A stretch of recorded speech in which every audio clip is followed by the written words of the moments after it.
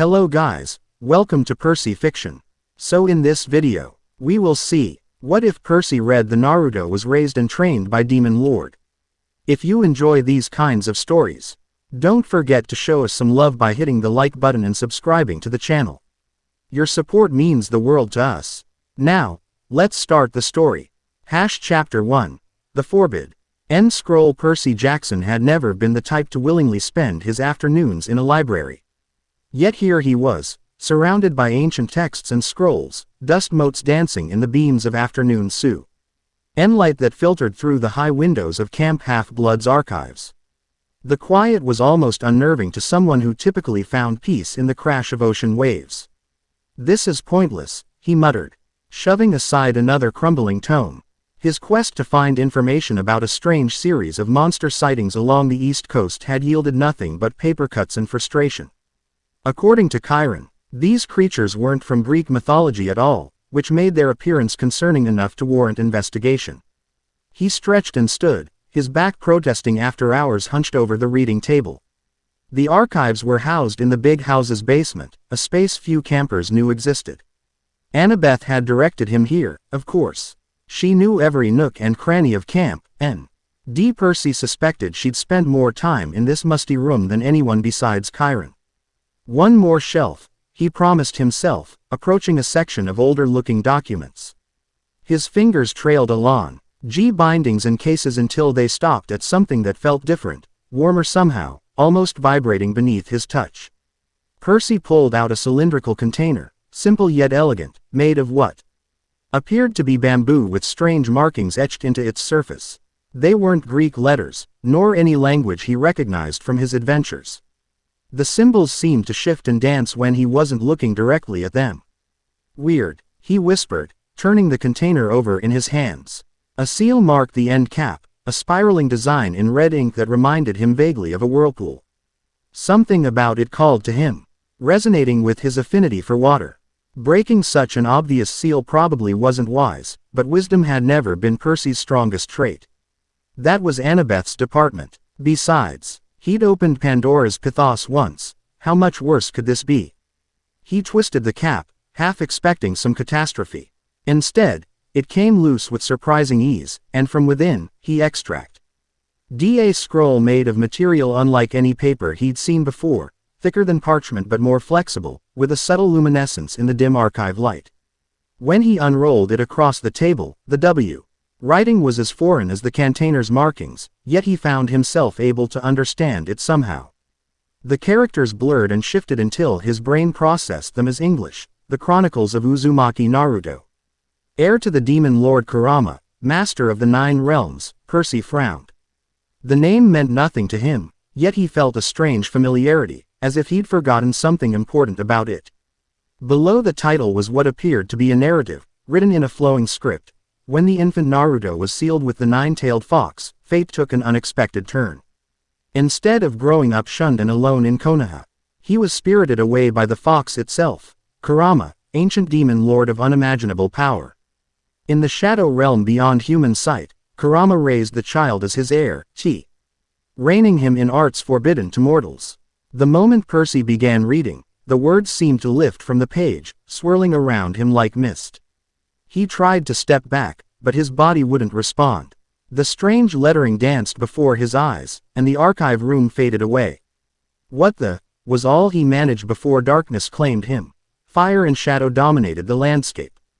A massive fox, with 9 tails, towered over a small boy with spiky blonde hair and curious blue eyes. Despite the creature's fearsome appearance, razor teeth longer than the child was tall, eyes burning like the depths of Tartarus, the boy showed no fear. "Again," rumbled the fox, its voice like volcanic rock grinding together. The boy, Naruto, formed strange hand signs, movements fluid despite his young age. Energy crackled around him, visible as a blue aura that quickly shifted to red as he drew on something primal within himself. "Focus," instructed Kurama. "Your chakra and mine must flow as one. You are my heir. The boundary between us is meaningless." Naruto nodded, brow furrowed in concentration. The red energy intensified, forming a cloak around his small body. When he opened his eyes again, they had changed from blue to slitted crimson. Good, the Demon Lord approved. Now, shape it. Bend reality to your will. The boy extended his hand, and the red energy extended with it, forming a massive odd appendage that shattered a nearby boulder with casual ease. Percy watched, somehow both observer and participant. He could feel the burning chakra, the exhilaration of power, the strange harmony of human and demon energies merging into something greater than either alone. Naruto's training continued through flashes of time, stealth exercises in shadow realms, combat with creatures from nightmares, meditation beneath waterfalls of what appeared to be liquid fire. Through it all, the Demon Lord's teachings echoed: power without purpose is meaningless. Purpose without power is futile. Find both, and reality itself will bend to your will. Your enemies will never expect a demon to show mercy. This makes compassion your greatest weapon and your heaviest burden. Water and wind, fire and earth. The elements are not separate forces but aspects of the same reality. Learn to see the connections, and nothing will remain impossible to you. Percy felt these lessons embedding themselves somewhere deep in his consciousness, alongside fighting techniques and strange energy manipulations that seemed simultaneously alien and intuitive. The sensation was not unlike his first time wielding Riptide, as if he'd always known how. Just forgotten until the moment of need. The visions accelerated, years passing in moments. Naruto grew taller, stronger, his powers evolving beyond simple energy manipulation into something that seemed to warp the fabric of reality itself. Percy witnessed him moving between worlds, commanding forces of nature, challenging entities that made the Olympians seem almost mundane by comparison. Then, abruptly, everything went dark. Percy, wake up. Cold water splashed across his face, jerking him back to consciousness. He sat up with a gasp, instinctively reaching for Riptide in his pocket. His head pounded as if Zeus himself had taken his master bolt to Percy's skull. Annabeth knelt beside him, concern etched across her face, an empty water bottle in her hand. The archives were dark now. He must have been unconscious for hours. What happened? She demanded. I've been looking everywhere for you. Percy blinked, trying to orient himself. The scroll lay open on the table, looking utterly innocent despite what had just happened. He reached for it, but Annabeth caught his wrist. Maybe don't touch the thing that knocked you out, she suggested, eyebrow raised. It didn't just knock me out, Percy said, his voice strange to his own ears. It showed me something else. Someone else's life, I think. He tried to explain what he'd seen, but the more he spoke, the more Annabeth's expression shifted from concern to outright worry. None of that sounds like any mythology I know, she said finally. Not Greek, Roman, Egyptian, or Norse. It wasn't mythology, Percy insisted. At least, not the kind we deal with. It felt different, like another reality altogether. He stood, and immediately knew something had changed. His body felt lighter, more balanced. Energy hummed beneath his skin in unfamiliar patterns, flowing alongside the divine power he'd inherited from Poseidon but distinctly separate from it. We should tell Chiron, Annabeth decided, carefully rolling up the scroll without directly touching it. This isn't normal, even by our standards. Percy nodded, but as they climbed the stairs out of the archives, strange sensation washed over him, a prickling awareness of danger that had nothing to do with his demigod instincts. He grabbed Annabeth and pulled her down just as something whistled through the air where they'd been standing. A metallic star embedded itself in the wooden doorframe, quivering from the impact. What the? Annabeth started, but Percy was already moving, Riptide expanding from pen to sword in his hand. A figure stood in the hallway, clad entirely in black with only their eyes visible, cold, calculating eyes that assessed Percy with detached interest. In one hand, they held more of those star-shaped projectiles. In the other, a short blade unlike any Percy had seen before. The scroll, the figure said, voice muffled by their mask. Give it to me, and you may live. Percy Positio, Ned himself between the attacker and Annabeth. Not gonna happen. Who are you, and how did you get past the camp's boundaries? The attacker tilted their head slightly. Boundaries between worlds mean nothing to those who know how to walk between them. I am merely a scout. If you resist, those who follow will be far less merciful. Without warning, they flicked their wrist, sending 3 more stars flying toward Percy.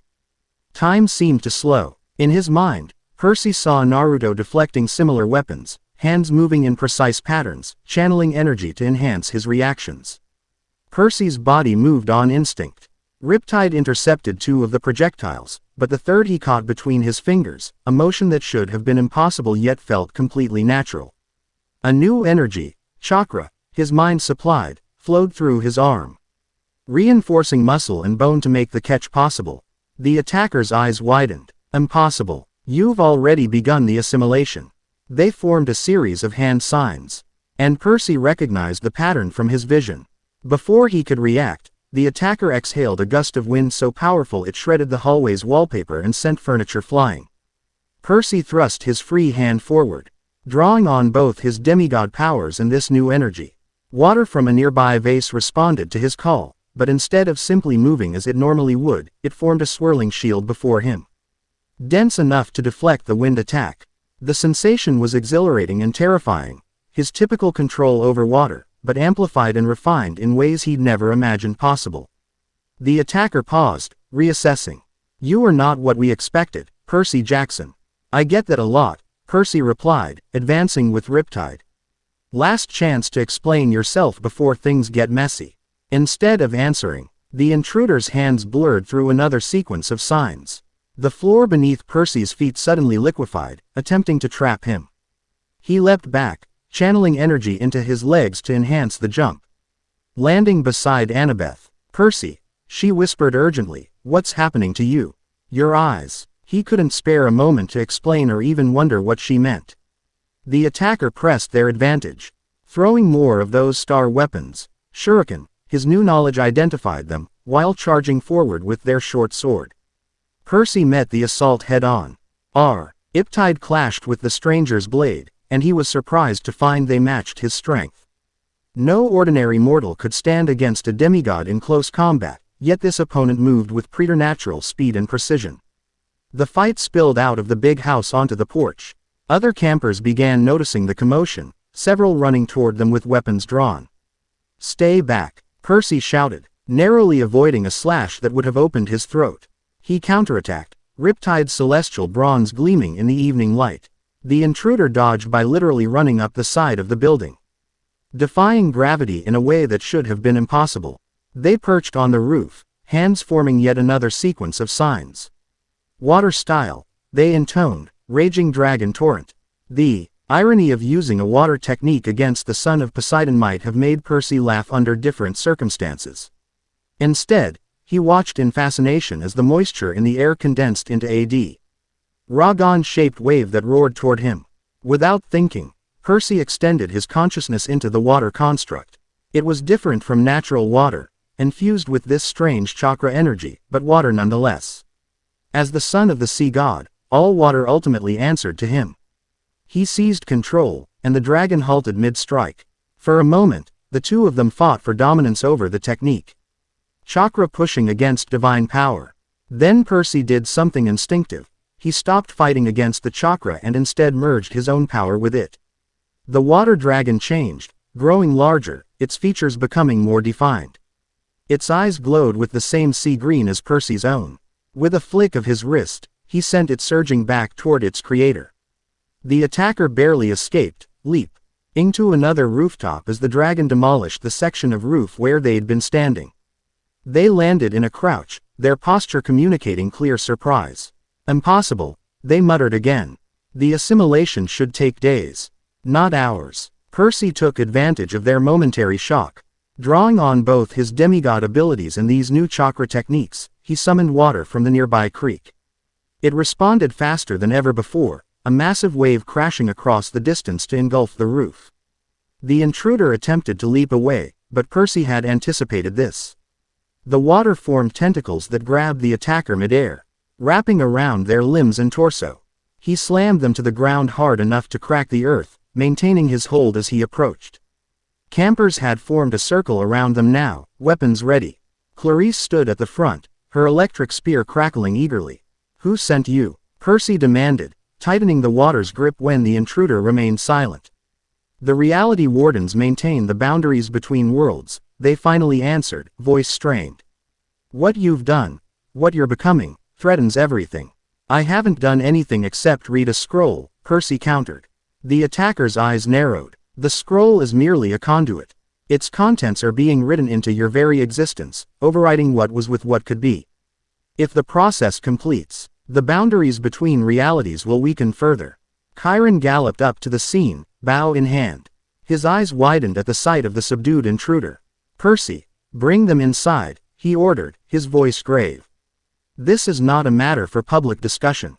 Percy nodded, using his water bonds to march the captive toward the big house. As they walked, he caught his reflectio in a window and nearly stumbled in shock. His eyes had changed. Still sea green, but with a ring of red around the pupils and a strange, almost luminous quality. Inside Chiron's office, Percy bound T. He intruder to a chair with more conventional restraints, though he kept a tendril of water wrapped around their neck as insurance. Remove their mask, Chiron instructed once the door was closed, leaving only Percy, Annabeth, and the centaur with their prisoner.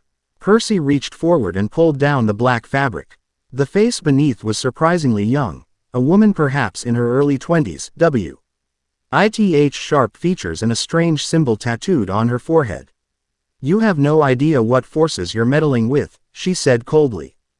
Chiron studied her with ancient eyes. I believe I might. You're not the first traveler from another reality to find your way here, though it has been centuries. This seemed to surprise the captive. You know of the other worlds. There are more things in heaven and earth than are dreamt of in your philosophy, Chiron quoted. Or in ours, for that matter. The gods are aware that their dominion extends only to this reality. He turned to Percy, his expression troubled. What exactly happened with this scroll? Percy explained everything. Finding the container, reading the first lines of the narrative, the visions of Naruto's training, and the strange new abilities he'd discovered upon waking. Chiron's face grew increasingly grave. I feared as much. Percy, you've encountered a reality scroll, an artifact capable of transferring power and knowledge across dimensional boundaries. That's not possible, Annabeth interjected. Even the gods can't rewrite reality like that. The gods of this world cannot, their prisoner said. But there are forces beyond your pantheons. Beyond even the primordials you fear so much. Chiron nodded reluctantly. She's right. The multiverse is vast and complex.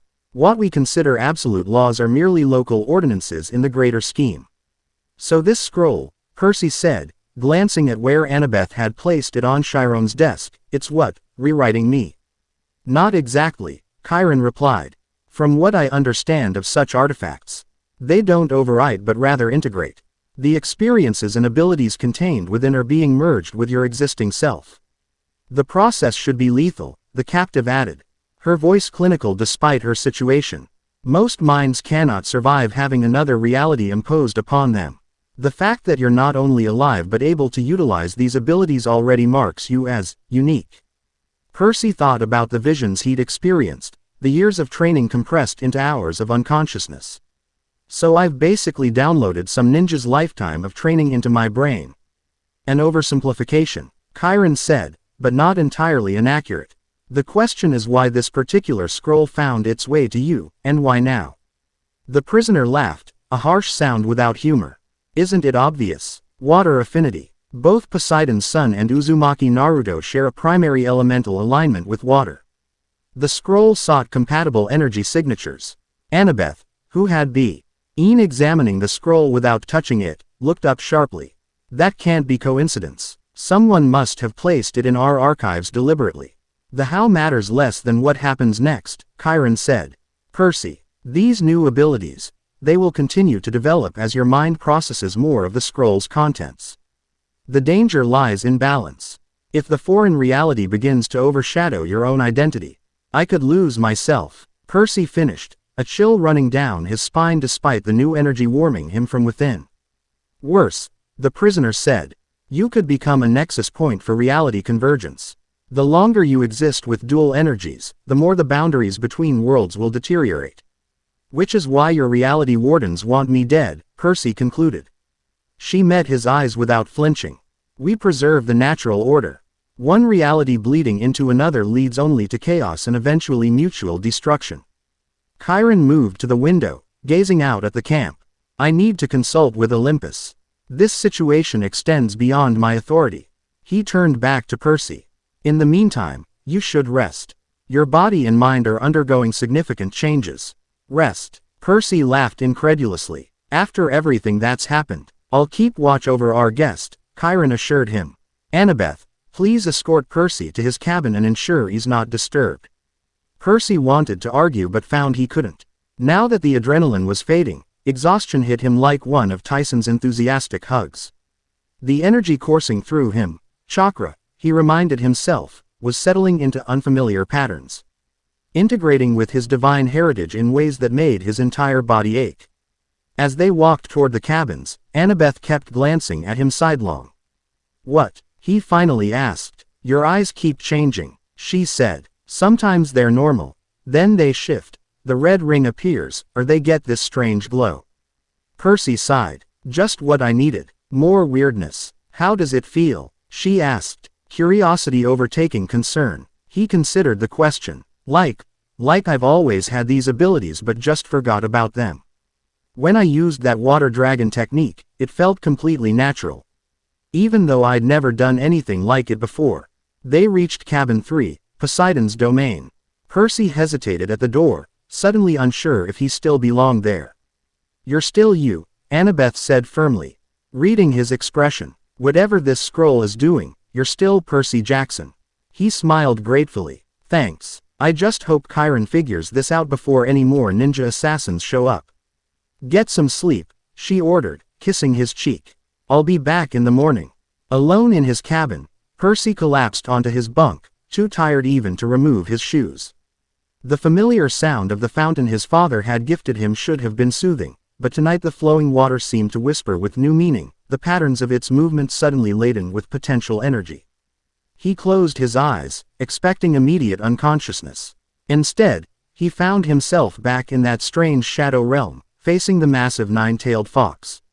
So, rumbled Kurama, his massive tail swishing behind him. You are the vessel chosen for my heir's legacy. Percy realized he was dreaming, yet it felt more real than any dream he'd ever experienced.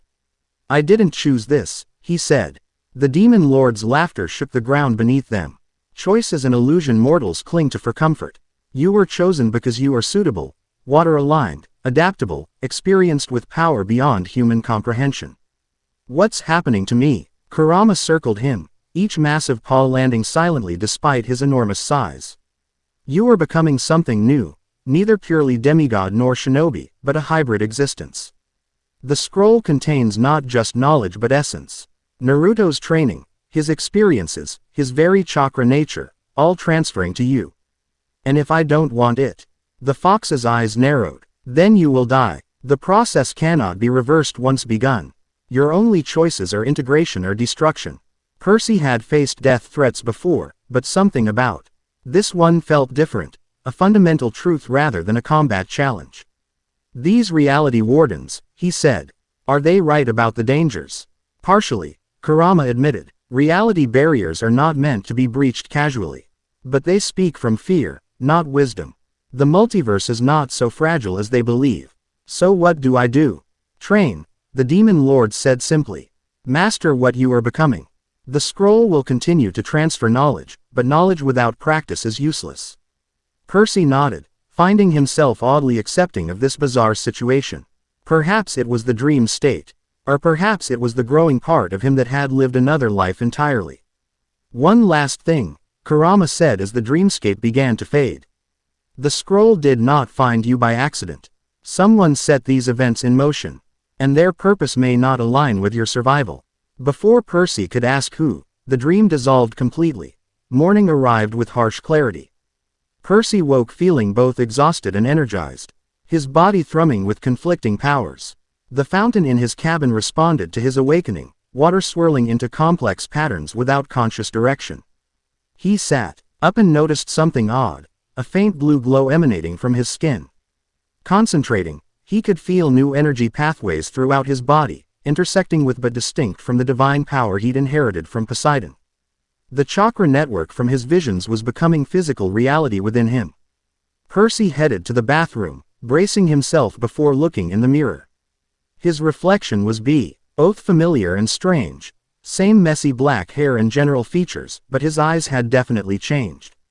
The sea green remained dominant, but a ring of crimson circled each pupil, and when he channeled energy, a subtle luminescence appeared. Great, he muttered, because I wasn't freakish enough already. He splashed water on his face, and the contact sent pleasant vibrations through his chakra network. An idea struck him. In the visions, Naruto had learned to walk on water by focusing chakra to his feet. Percy had never needed such techniques. Being a son of Poseidon, water supported him naturally.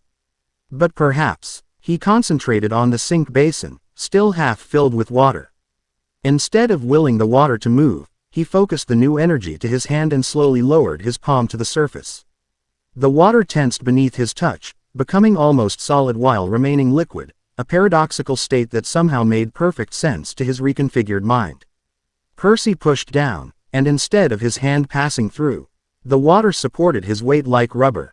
He increased the pressure, and the water responded, pushing back against him with equal force. Okay, that's new, he said to himself, grinning despite the strangeness of it all. A knock at his cabin door interrupted further experimentation. He opened it to find Grover, hooves shifting nervously. Hey, man, the satyr said, eyes widening as he noticed Percy's changed appearance. Whoa, Annabeth mentioned something was different, but is it that bad? Not bad, just different. You feel different too. Your aura's all mixed up with something I've never sensed before. Percy stepped outside, immediately noticing heightened awareness of his surroundings. He could sense energy signatures from the other campers going out their morning routines, something he'd never been able to do before. Chiron wants to see you, Grover continued. And, you've got a lot of people curious after yesterday's excitement. That ninja lady caused quite a stir. As they walked toward the big house, Percy found himself instinctively analyzing terrain features, identifying potential ambush points and escape routes. The tactical awareness felt natural despite being completely new. Campers stared as they passed. Percy couldn't blame them. Between the subtle glow of chakra visible beneath his skin and his altered eyes, he must have looked unsettlingly different. Did Chiron contact Olympus? Percy asked as they climbed the big house steps. Grover nodded. All night. The gods are concerned. That's never good, Percy muttered. Inside, they found Chiron in his wheelchair form, looking like he hadn't slept. The scroll sat on his desk, now sealed inside a celestial bronze container. Their prisoner was nowhere to be seen. Where's the reality warden? Percy asked. Gone, Chiron said grimly. More of her kind arrived during the night. They breached our borders as if they barely existed. Percy tensed. They attacked again. No, they merely collected their comrade and left a warning. Chiron handed Percy a small scroll. This was addressed specifically to you. The message was brief and ominous. The integration has progressed too far for simple intervention. The Council of Wardens has declared you an Omega-level reality breach. You have 3 days to surrender yourself for containment, or we will be forced to implement quarantine protocols for your entire reality. Quarantine protocols? Percy asked, dread pooling in his stomach. Chiron's expression was grave. I believe they're threatening to seal our entire universe from the multiverse. The implications are severe. Can they actually do that? Grover asked, chewing nervously on his shirt. I don't know, Chiron admitted. But we cannot afford to assume they're bluffing. He fixed Percy with a serious look. I've explained the situation to the Olympian Council. They're divided on how to proceed. Let me guess, Percy said bitterly. Quote, some of them want to hand me over to save themselves. Chiron didn't deny it. Your father is advocating strongly on your behalf, as are Athena and Hermes. The others are weighing options. Percy wasn't surprised. The gods had always prioritized their own survival above all else. So what do we do? I can't exactly stop what's happening to me. No, but perhaps you can control it, Chiron said. The scroll continues to transfer knowledge to you. If you can master these new abilities quickly enough, you might be able to defend yourself against the reality wardens. 3 days isn't much time, Grover pointed out. Which is why we must begin immediately, Chiron replied. He wheeled over to a cabinet and removed an old leather-bound book. This journal belonged to a demigod who encountered Another dimensional traveler centuries ago. His observations may help you understand the integration process. Percy took the journal, feeling the weight of centuries in its pages. What about the scroll itself? Should we destroy it? I fear that would only accelerate the problem, Chiron said. The transfer has begun. Destroying the conduit now might cause the remaining energy to flood into you all at once. Awesome, Percy muttered. So I'm stuck between ninja assassins and potential godly execution. There is one alternative, Chiron said carefully. Your father suggested that immersion in the sea might help stabilize the integration. Water is your natural element, and according to what we've learned, it's compatible with this chakra energy as well. Worth a shot, Percy agreed. And why thing was better than sitting around waiting for interdimensional hitmen. I've arranged for you to use a secluded cove for training, Chiron continued. Annabeth and Grover will accompany you. If N. Young can help you navigate this transformation, it's them. Percy felt a surge of gratitude. Despite everything, he wasn't facing this alone. What about camp security? He asked. If these wardens can bypass our borders so easily. The gods are reinforcing the boundaries, Chiron assured him. And I've activated all our defensive protocols. Focus on your training, Percy. Time is not on our side. The cove was perfect for their needs, sheltered from prying eyes, with deep water and a small beach for rest periods. Percy stood at the water's edge, feeling twin pulls from both his demigod heritage and his new chakra system. Annabeth had brought the journal Chiron provided, along with her own research materials. She sat cross-legged on a rock, alternating between reading and observing Percy with scholarly interest. According to this, she said, the integration happens in stages. First knowledge transfer, then physical adaptation, finally energy harmonization. What does that mean for Percy? Grover asked, nervously watching the water for threats. It means I'm becoming something new, Percy said, somehow knowing the answer without being told. Not just a demigod with ninja techniques, but a true hybrid.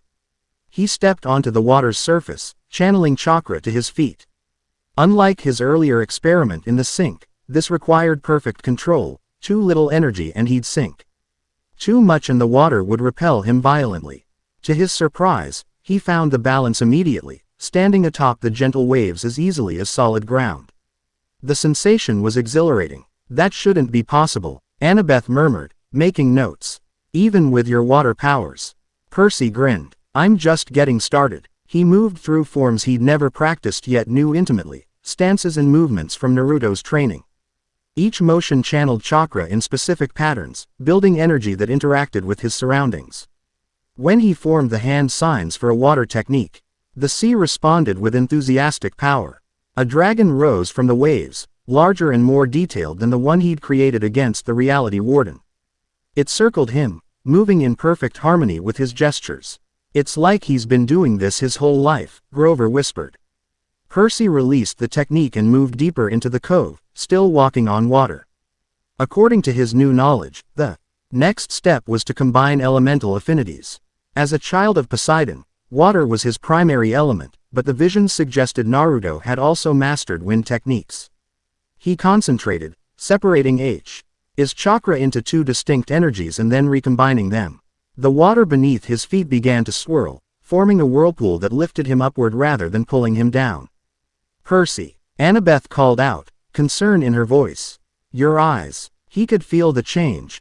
His vision sharpening beyond human limits, colors becoming more vivid, energy patterns visible as faint auras around living things. The chakra flow through his body intensified, burning away fatigue and doubt. For hours, Percy practiced, pushing the boundaries of his new abilities. He discovered he could now create solid clones of himself from water. Each capable of independent action. He learned to channel chakra through Riptide, enhancing the celestial bronze with elemental energy that made the blade cut through stone as easily as air.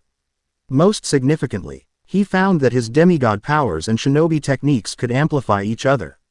By combining his natural control over water with chakra manipulation, he achieved FECTS that would have been impossible with either power system alone. As the sun began to set, Percy finally returned to shore, drenched but exhilarated. The constant practice had accelerated the integration process. He could feel knowledge unlocking in his mind, techniques and strategies becoming available as his brain processed more of the scroll's contents. Annabeth handed him a towel, studying his face with scientific interest. Your eyes change depending on what energy you're using, she observed. More green when it's your demigod powers, more red when it's chakra. How do they look now? Percy asked. Balanced, she replied. Like both aspects are equally active. Percy nodded, feeling the truth of her assessment. The two energy systems were no longer fighting for dominance but working in concert, each enhancing the other. There's something else, he said, hesitating before continuing. I keep getting memories, I guess. Flashes of Naruto's life beyond just the training. People he knew, places he visited. Annabeth frowned. That's concerning. According to the journal, if you start identifying with the transferred consciousness, I could lose myself, Percy finished. Yeah, I know, but it doesn't feel like I'm being replaced. More like expanding. Grover cleared his throat. Guys, we've got company. Percy turned to see a figure standing at the edge of the cove, another black-clad individual. Similar to their previous attacker but radiating significantly more power. Even from a distance, Percy could sense the difference. Get back to camp, he told his friends, drawing Riptide. Warn Chiron. We're not leaving you, Annabeth protested. The newcomer raised their hands in a placating gesture. I come to talk, not fight, they called out, voice carrying clearly across the water. The council has sent me to assess the situation directly. Percy kept Riptide ready but nodded. Then talk. The figure approached, moving with inhuman grace across the rocky shoreline. Unlike the previous attacker, this one wore emblems of rank, silver symbols embroidered on their black uniform and a mask that covered only the lower half of their face. My name is Hideki, he said, stopping a respectful distance away. I am a senior field agent for the Reality Wardens. You're here about the ultimatum, Percy guessed. Hideki inclined his head, partially. I'm also here because your case is unprecedented. No previous reality breach has integrated so quickly or completely. I didn't ask for this, Percy reminded him. Few do. That's irrelevant to our mandate. Hideki studied him with clinical detachment. You've progressed far in a single day. The harmonization between your native powers and the transferred chakra system is remarkable. Is there any way to reverse it? Annabeth asked. Hideki shook his head. The integration is beyond the point of separation. However, containment remains possible. Meaning what, exactly? Percy demanded. You would be relocated to a null zone, a pocket dimension where your hybrid nature cannot affect broader reality. Hideki's tone was matter of fact, as if discussing weather rather than Percy's imprisonment. You would live out your natural life there, without risking universal contamination. Percy's grip tightened on Riptide. And if I refuse, then we implement quarantine protocols. Your entire reality would be sealed off from the multiverse. No interdimensional travel in or out, ever again. Hideki's eyes narrowed slightly. Including divine travel, your gods would be permanently confined to this dimension. The implications were staggering. No more godly visits to other pantheons, no more cross-dimensional quests, perhaps even limitations on travel between the mortal world and divine realms. The Olympians would never accept that, Annabeth said. They would have no choice, Hideki replied. The council's authority transcends individual realities. Percy considered his options. Surrender himself to permanent exile or condemn his entire world to isolation. Neither choice was acceptable. There has to be another way, he insisted. What if I learn to control this completely?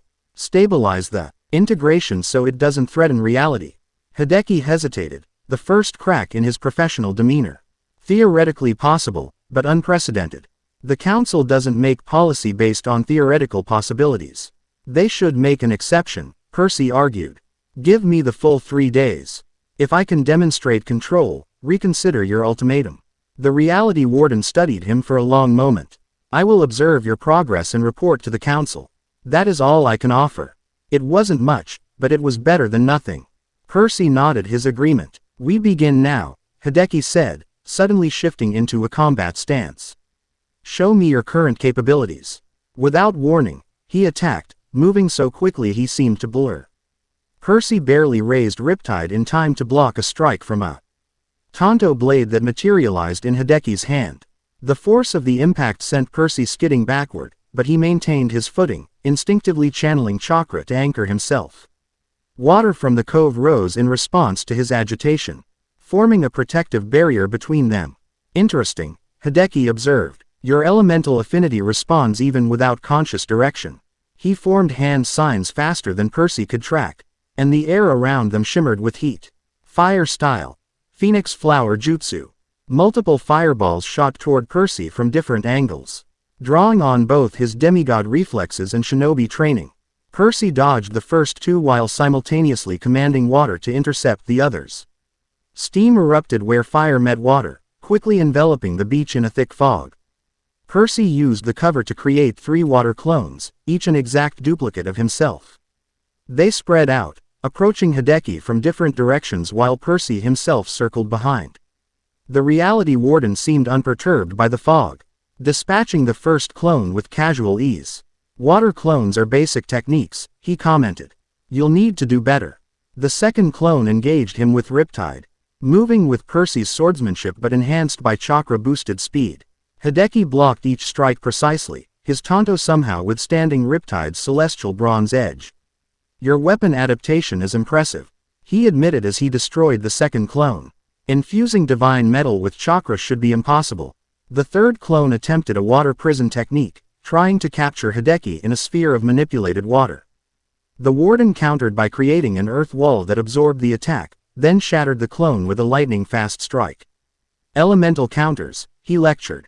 Water beats fire but loses to earth. Percy chose that moment to attack from behind, Riptide glowing with combined divine and chakra energy. Hideki sensed him coming, impossible to truly surprise Som. E1 of his caliber, but seemed momentarily taken aback by Percy's speed.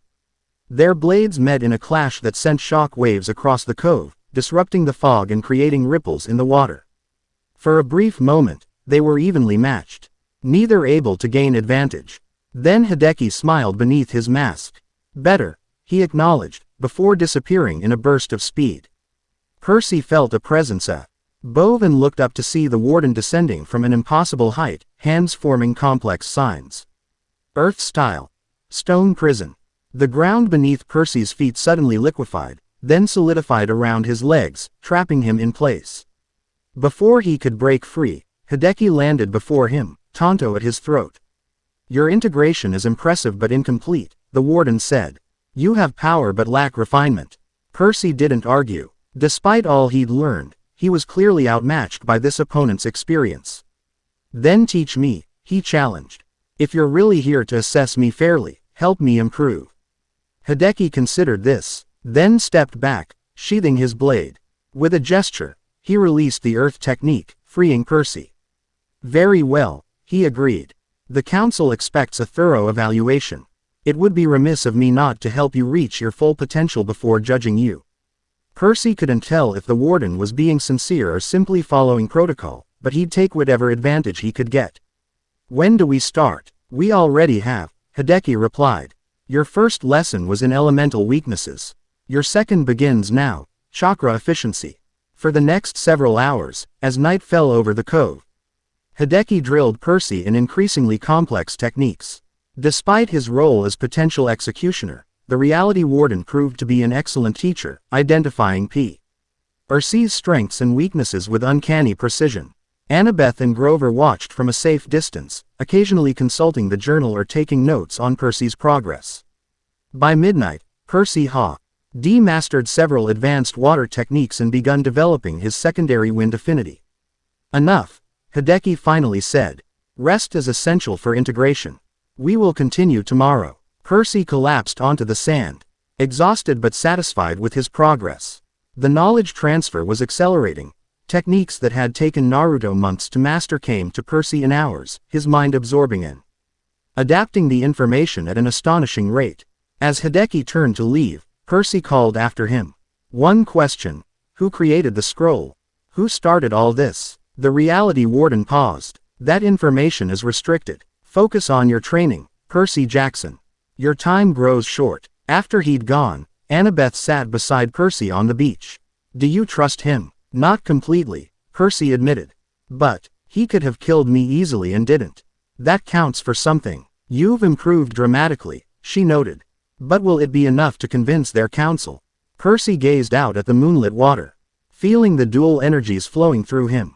It has to be. I'm not giving up my life, and I'm not letting them isolate our world. Percy, she said hesitantly, there's something else you should know. I've been reading this journal carefully. The demigod who wrote it, he mentions something called reality bleeding. What's that? When someone undergoes dimensional integration like you are, it doesn't just change them. It can start changing the world around them too. She pointed to the water. Have you noticed anything unusual about your surroundings? Percy frowned, looking more carefully at the cove. Now that she mentioned it, there were subtle differences. The water seemed to contain more energy than normal, almost like it was infused with chakra. The rocks along the shore had developed patterns that resembled the strange symbols from the scroll's container. It's spreading from me, he realized with growing alarm. Annabeth nodded grimly. The journal describes it as reality asserting preference. The stronger reality begins overriding the weaker one, starting from the integration point, you. How do I stop it? You need to establish equilibrium, she said. If both aspects of your power remain balanced, neither reality can dominate. Percy closed his eyes, focusing inward. She was right. His chakra network had been growing stronger throughout the day, gradually overshadowing his demigod abilities. The imbalance was subtle but real. I need to strengthen my connection to this world, he said, standing suddenly. To my father's domain. Without further explanation, he walked into the sea, submerging himself completely. The water embraced him, familiar and comforting. At the bottom of the cove, Percy sat cross-legged and reached out to the essence of the ocean itself. For hours, he meditated beneath the waves, reconnecting with his birthright as Poseidon's son. The sea responded, divine energy flowing into him to counterbalance the foreign chakra. Slowly, painfully, he forced the two power systems into harmony, neither permitted to dominate. When he finally resurfaced at dawn, Annabeth and Grover had fallen asleep on the beach. Percy stepped from the water completely dry, feeling more centered than he had since first opening the scroll. The subtle changes he'd noticed in the cove had stabilized, not reversing, but no longer spreading either. It wasn't a permanent solution, but it bought him time. He woke his friends gently. I think I've got it, he told them. Temporary equilibrium. Annabeth blinked sleep from her eyes, immediately alert. How long will it last? Long enough to figure out our next move, Percy said. We need more information about these reality wardens and whoever created the scroll in the first place. And how exactly do we get that? Grover asked. Percy smiled grimly. We're going to set a trap for our friendly neighborhood warden. Hideki returned at midday as promised, accompanied by two junior wardens who positioned themselves at the perimeter of the cove. His eyes narrowed when he saw Percy, clearly sensing the change in his energy signature. You've achieved balance, he observed. Impressive. I had good motivation, Percy replied. Now, shall we continue? The training resumed, more intense than before. Hideki pushed Percy to his limits, teaching him techniques that combined elements in ways that shouldn't have been possible. Throughout the afternoon, Percy carefully maintained the equilibrium between his powers, never allowing either aspect to dominate. As sunset approached, Hideki called for a break. The junior wardens brought supplies, food and water from their own reality, they explained, to avoid contamination. Percy accepted a strange fruit that tasted like nothing he'd experienced before. So, these quarantine protocols, he said casually. Have they been used before? Hideki nodded. 12 times in recorded history. Most recently, approximately 800 years ago by your timeline. And who decides when to use them? This council you mentioned. The Council of Seven, Hideki confirmed. The most powerful reality wardens, chosen for their ability to perceive and manipulate dimensional boundaries. Percy exchanged a glance with Annabeth, who nodded slightly. They were getting somewhere, and they report too. Percy prompted. Hideki's expression closed off. That information is restricted, right? Percy said, feigning disinterest. Just curious about who might be condemning me to exile. They resumed training as darkness fell. Percy deliberately made small mistakes, drawing out instructions and explanations from Hideki while appearing to struggle with certain techniques. The reality warden seemed pleased with his apparent limitations, unaware that Why was gathering information rather than truly failing? Finally, when the moon was high overhead, Percy executed their plan. There's something I've been trying to figure out, he said, forming a series of hand signs deliberately slowly. This technique from the scroll, I can't quite make it work. Hideki moved closer to observe. Show me. Percy completed the sequence. Not a combat technique at all, but a sealing jutsu he'd gleaned from the deeper layers of the scroll's knowledge. The moment he finished the final sign, a complex array of energy symbols appeared on the ground beneath them, encompassing both Percy and the unsuspecting warden. Truth Revelation Seal, Percy announced, channeling massive amounts of chakra to activate the technique. No one within this boundary can speak falsehood. Hideki's eyes widened in alarm. He attempted to leap away, only to find the seal's barrier holding him in place. This technique shouldn't be possible for your level of integration, he said, voice tight with controlled anger.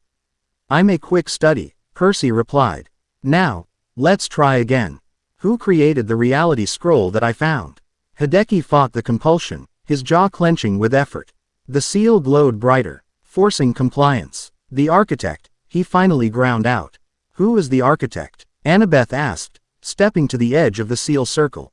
A rogue entity, once a member of the council, now exiled. Hideki's words came unwillingly. He believes realities should be merged rather than separated, that the strongest elements of each would create a superior composite existence. Percy felt a chill, and the scroll was what? An experiment. One of many. The architect has been placing reality scrolls in strategic locations across multiple dimensions. Hideki's expression was murderous, but the seal prevented him from lying or remaining silent. You were specifically chosen. Why me? Your adaptive capabilities. Few mortals could survive integration at all, let alone master it so quickly. The architect believes you are the perfect vessel for his first major convergence point. The pieces clicked into place. So I'm not just randomly changing, I'm being weaponized. The architect wants to use me to merge realities permanently. Hideki nodded stiffly. The process is already underway. Your temporary equilibrium won't last. Eventually, the merged energies will reach critical mass, creating a cascade effect that will draw both realities toward each other. And the council's solution is to exile me or quarantine our entire world, Percy said bitterly. Rather than actually stopping the architect. The architect cannot be stopped, Hideki insisted. He exists beyond conventional dimensional boundaries. Everyone can be stopped, Percy countered. You just need the right approach. He released the seal, freeing Hideki. The warden immediately created distance between them, clearly reassessing Percy's threat level. You should not have done that, he said coldly. The council will now consider you actively hostile. They were already planning to exile or neutralize me, Percy pointed out. At least now I know why. Tell your council that I have a counter-proposal. The council doesn't negotiate with reality threats. They'll want to hear this one, Percy insisted. Because I think I can help you catch your architect. Hideki hesitated, clearly torn between protocol and pragmatism. Explain. The architect chose me specifically, right? He wants me to become this convergence point. That means I'm valuable to him. Percy smiled grimly. So let's use that. Make me bait. Percy. No. Annabeth protested. It's our best option, he told her before turning back to Hideki.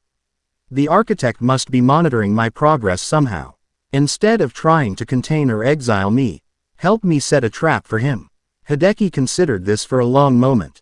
What you suggest is unorthodox and dangerous. But possible, Percy pressed. Theoretically. The warden's expression became calculating.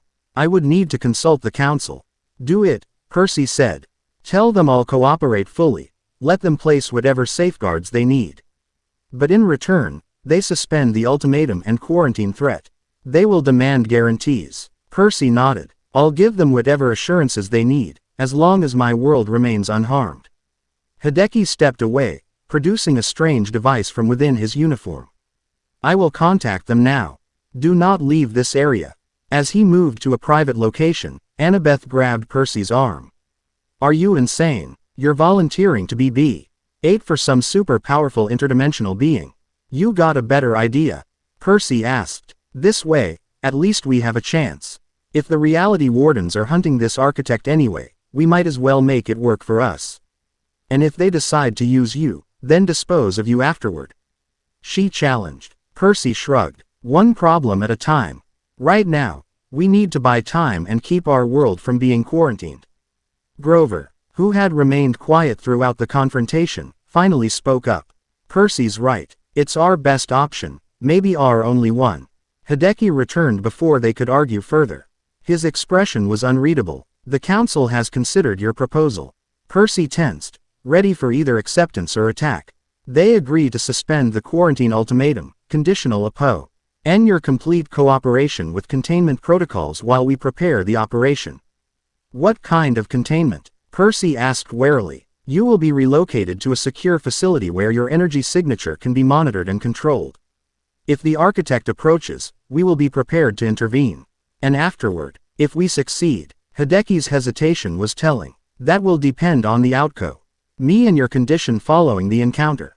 In other words, they weren't promising anything. Percy had expected as much. I need time to prepare, he said. And to inform Camp Half-Blood about what's happening. You have until dawn, Hideki replied. We will return to escort you to the containment facility. After the reality wardens departed, Percy turned to his friends. We need to tell Chiron everything we've learned. And then what? Annabeth demanded. You're just going to surrender yourself to these people. No, Percy said, a plan forming in his mind.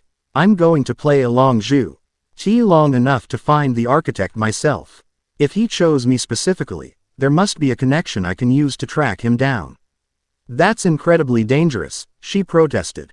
So is letting R enter. E-reality gets sealed off from the multiverse, he countered. Besides, I'm not going in unprepared. Percy reached into his pocket and withdrew the small piece of the scroll he'd secretly torn off in. Concealed during their first examination of it, the fragment contained a single technique, one that might prove essential in the coming confrontation. Reality Anchor Jutsu, he explained, showing them the intricate seal pattern.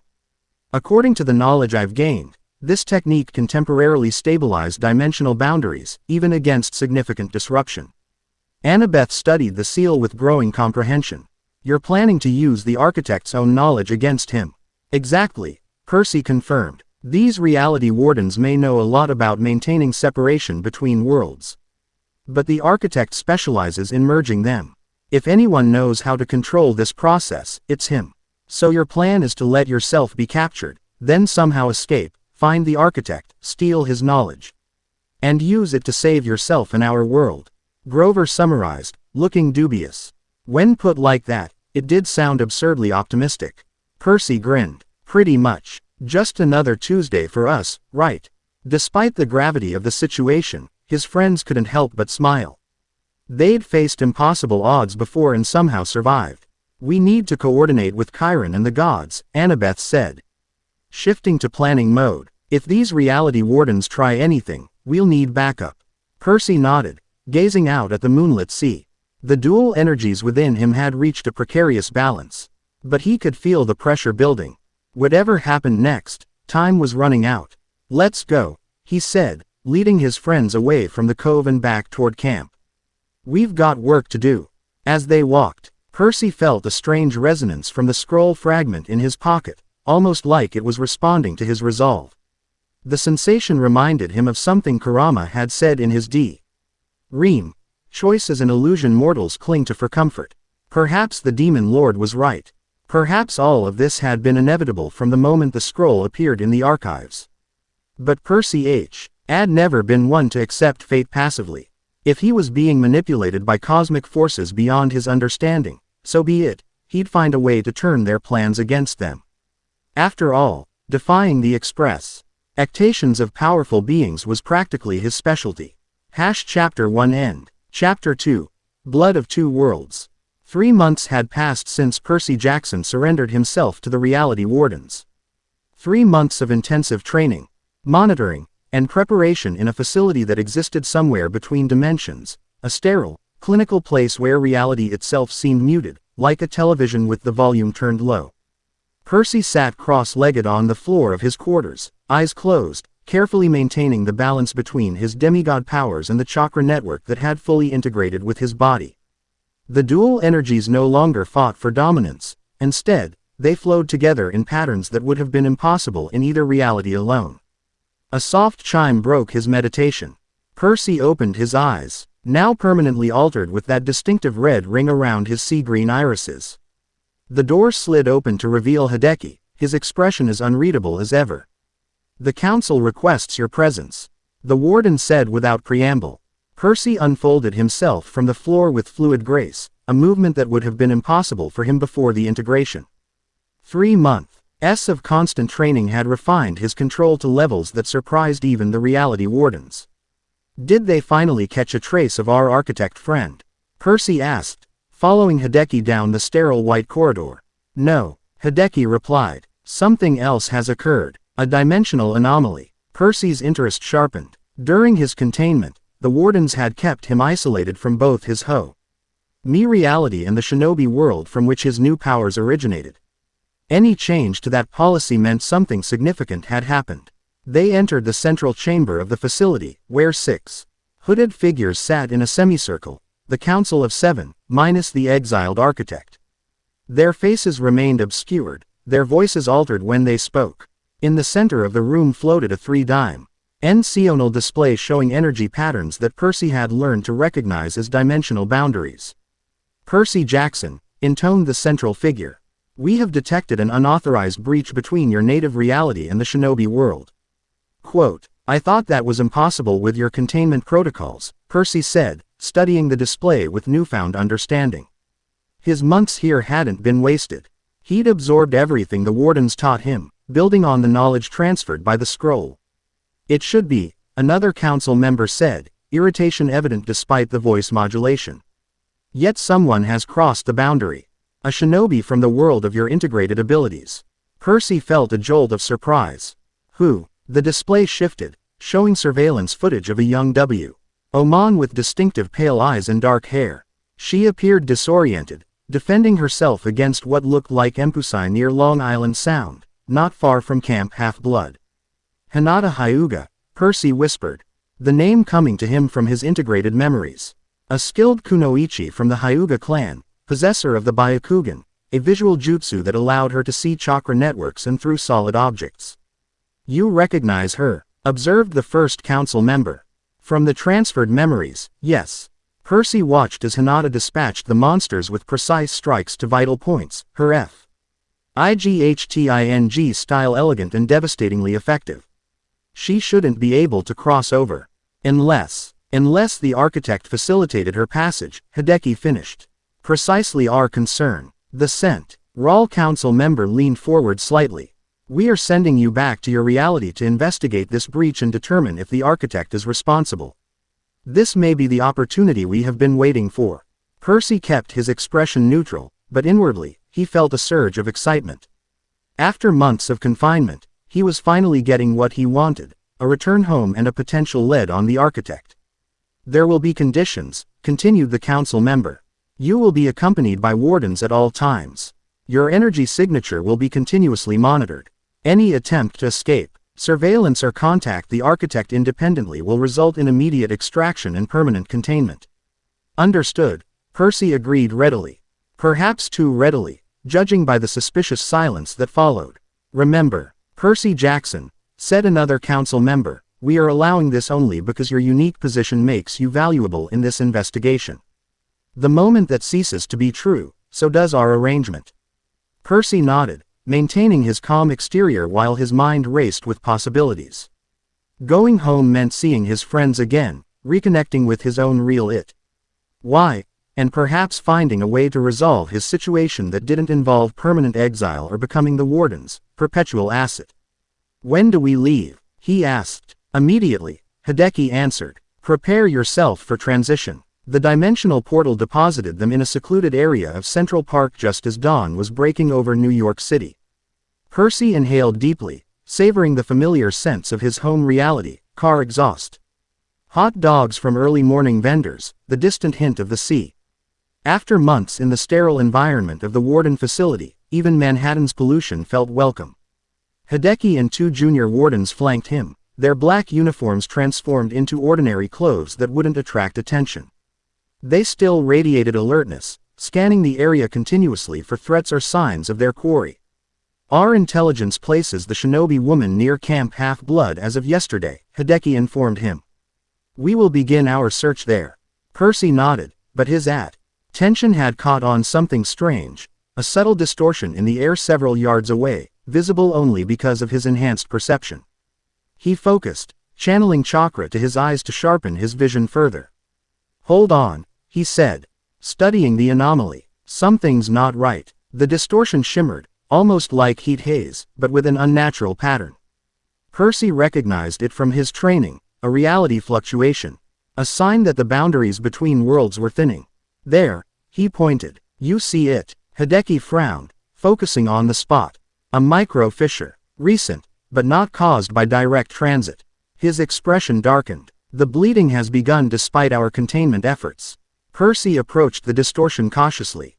As he drew closer, he could feel a resonance with the chakra flowing through his body, the foreign energy responding to its native reality trying to push through. It's not just from me being here, he said, certain of his assessment. This is different, Lee. Something's actively pulling at the barrier. One of the junior wardens produced a device resembling a silver compass and held it toward the distortion. Confirmation. This is an intentional weakening, not a natural bleed-through. Hideki's expression hardened. The architect is making his move earlier than anticipated. We need to accelerate our timeline. He turned to Percy. Can you sense a NY connection between this distortion and your integrated abilities? Percy closed his eyes, extending his awareness as he'd been taught. The dual energy systems within him gave him unique sensitivity to dimensional boundaries. After a moment, he shook his head. It's not directly linked to me. This feels targeted somehow. Like it's been calibrated for something specific. Or someone specific, Hideki murmured. The Hyuga woman. We need to find her before the architect does. They made their way through the awakening city, Percy leading them toward the subway that would take them to Long Island. As they walked, he became increasingly aware of subtle changes in his surroundings, changes that wouldn't be noticeable to ordinary humans but stood out starkly to his enhanced perception. A street vendor's cart featured characters that looked suspiciously like kanji alongside the usual hot dog illustrations. A construction worker formed familiar hand signs to communicate with his colleague across the noisy site. A child's toy dangling from a backpack was distinctly shaped like a kunai knife rather than any Western weapon. The integration is spreading, Percy observed quietly. It's subtle, but it's happening. Hideki nodded grimly. Your equilibrium slowed the process but couldn't halt it entirely. The longer you remain in this reality, the faster these changes will manifest. The implication was clear. Percy's presence was accelerating the blending of worlds that the architect desired. It was a sobering thought. Despite all his efforts to control the integration within himself, he was still potentially the catalyst for a catastrophic merger of realities. As they descended into the subway, Percy felt a flicker of familiar energy, not demigod or shinobi, but something distinctly his own. Annabeth, he murmured, scanning the crowded platform. And there she was, leaning against a pillar with a book in hand, appearing to read casually while actually watching the entrances. She'd cut her hair shorter in the months he'd been gone, but otherwise looked exactly as he remembered, the steady presence that had anchored him through countless dangers. Her eyes met his across the crowded space, widening slightly in recognition before her expression smoothed into careful neutrality. She'd spotted the wardens accompanying him, then. Smart as always. Your friend, Hideki noted, following Percy's gaze. I should have anticipated Camp Half-Blood would have monitoring protocols in place. They're thorough that way, Percy agreed, hiding his relief. If Annabeth was here, it meant they'd been expecting him, which meant Chiron and the others had been preparing during his absence. Hideki considered for a moment. Make contact. Briefly. She may have information about the Hyuga woman. Percy didn't need to be told twice. He moved through the crowd toward Annabeth, feeling an almost physical pull toward the familiar presence. The wardens followed at a discreet distance, giving them the illusion of privacy while remaining close enough to intervene. When he reached her, Annabeth closed her book and looked up with a carefully controlled smile. You're back. Temporarily, Percy replied, acutely aware of their audience. We're looking for someone. I know. Her gray eyes conveyed volumes beyond her words. She's at camp. Arrived 2 days ago, confused and D asking questions about a scroll and someone called the architect. Percy's pulse quickened. Is she secure? As much as anyone can be these days. Annabeth glanced past him at the watching wardens. Things have been changing while you were gone. I can see some of it, Percy acknowledged, noting a poster on the subway wall advertising what appeared to be instant ramen alongside Greek yogurt. The branding a strange hybrid of both cultures. It's more than just physical changes, Annabeth said, her voice lowered. Some of the gods are developing new abilities. Strange energy signatures. Chiron calls it adaptive evolution. But I think it's more like an infection spreading. A train rumbled into the station, the timing convenient for their conversation. As passengers moved around them in a chaotic shuffle, Annabeth pressed something into Percy's hand, a small, innocuous-looking coin. For when you need to move freely, she whispered. From Hecate. Percy pocketed it smoothly, understanding the implication. The goddess of magic had provided something to help him evade the wardens when the time came. We should go, he said at normal volume. Can you take us to camp? Annabeth nodded, leading them aboard the train. As they found seats, Percy noticed the wardens spreading out strategically, maintaining sight lines to him while appearing casual to other passengers. They're very thorough, Annabeth observed quietly. You have no idea, Percy replied. 3 months of being watched every second. Even in the shower. She raised an eyebrow. Must have been awkward. You get used to it. Kind of. He studied her face, drinking in the details he'd missed during his confinement.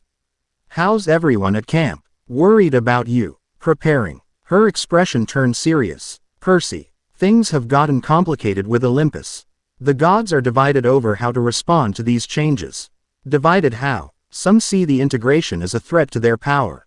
Others. She hesitated. Others are embracing it, enhancing themselves with this new energy.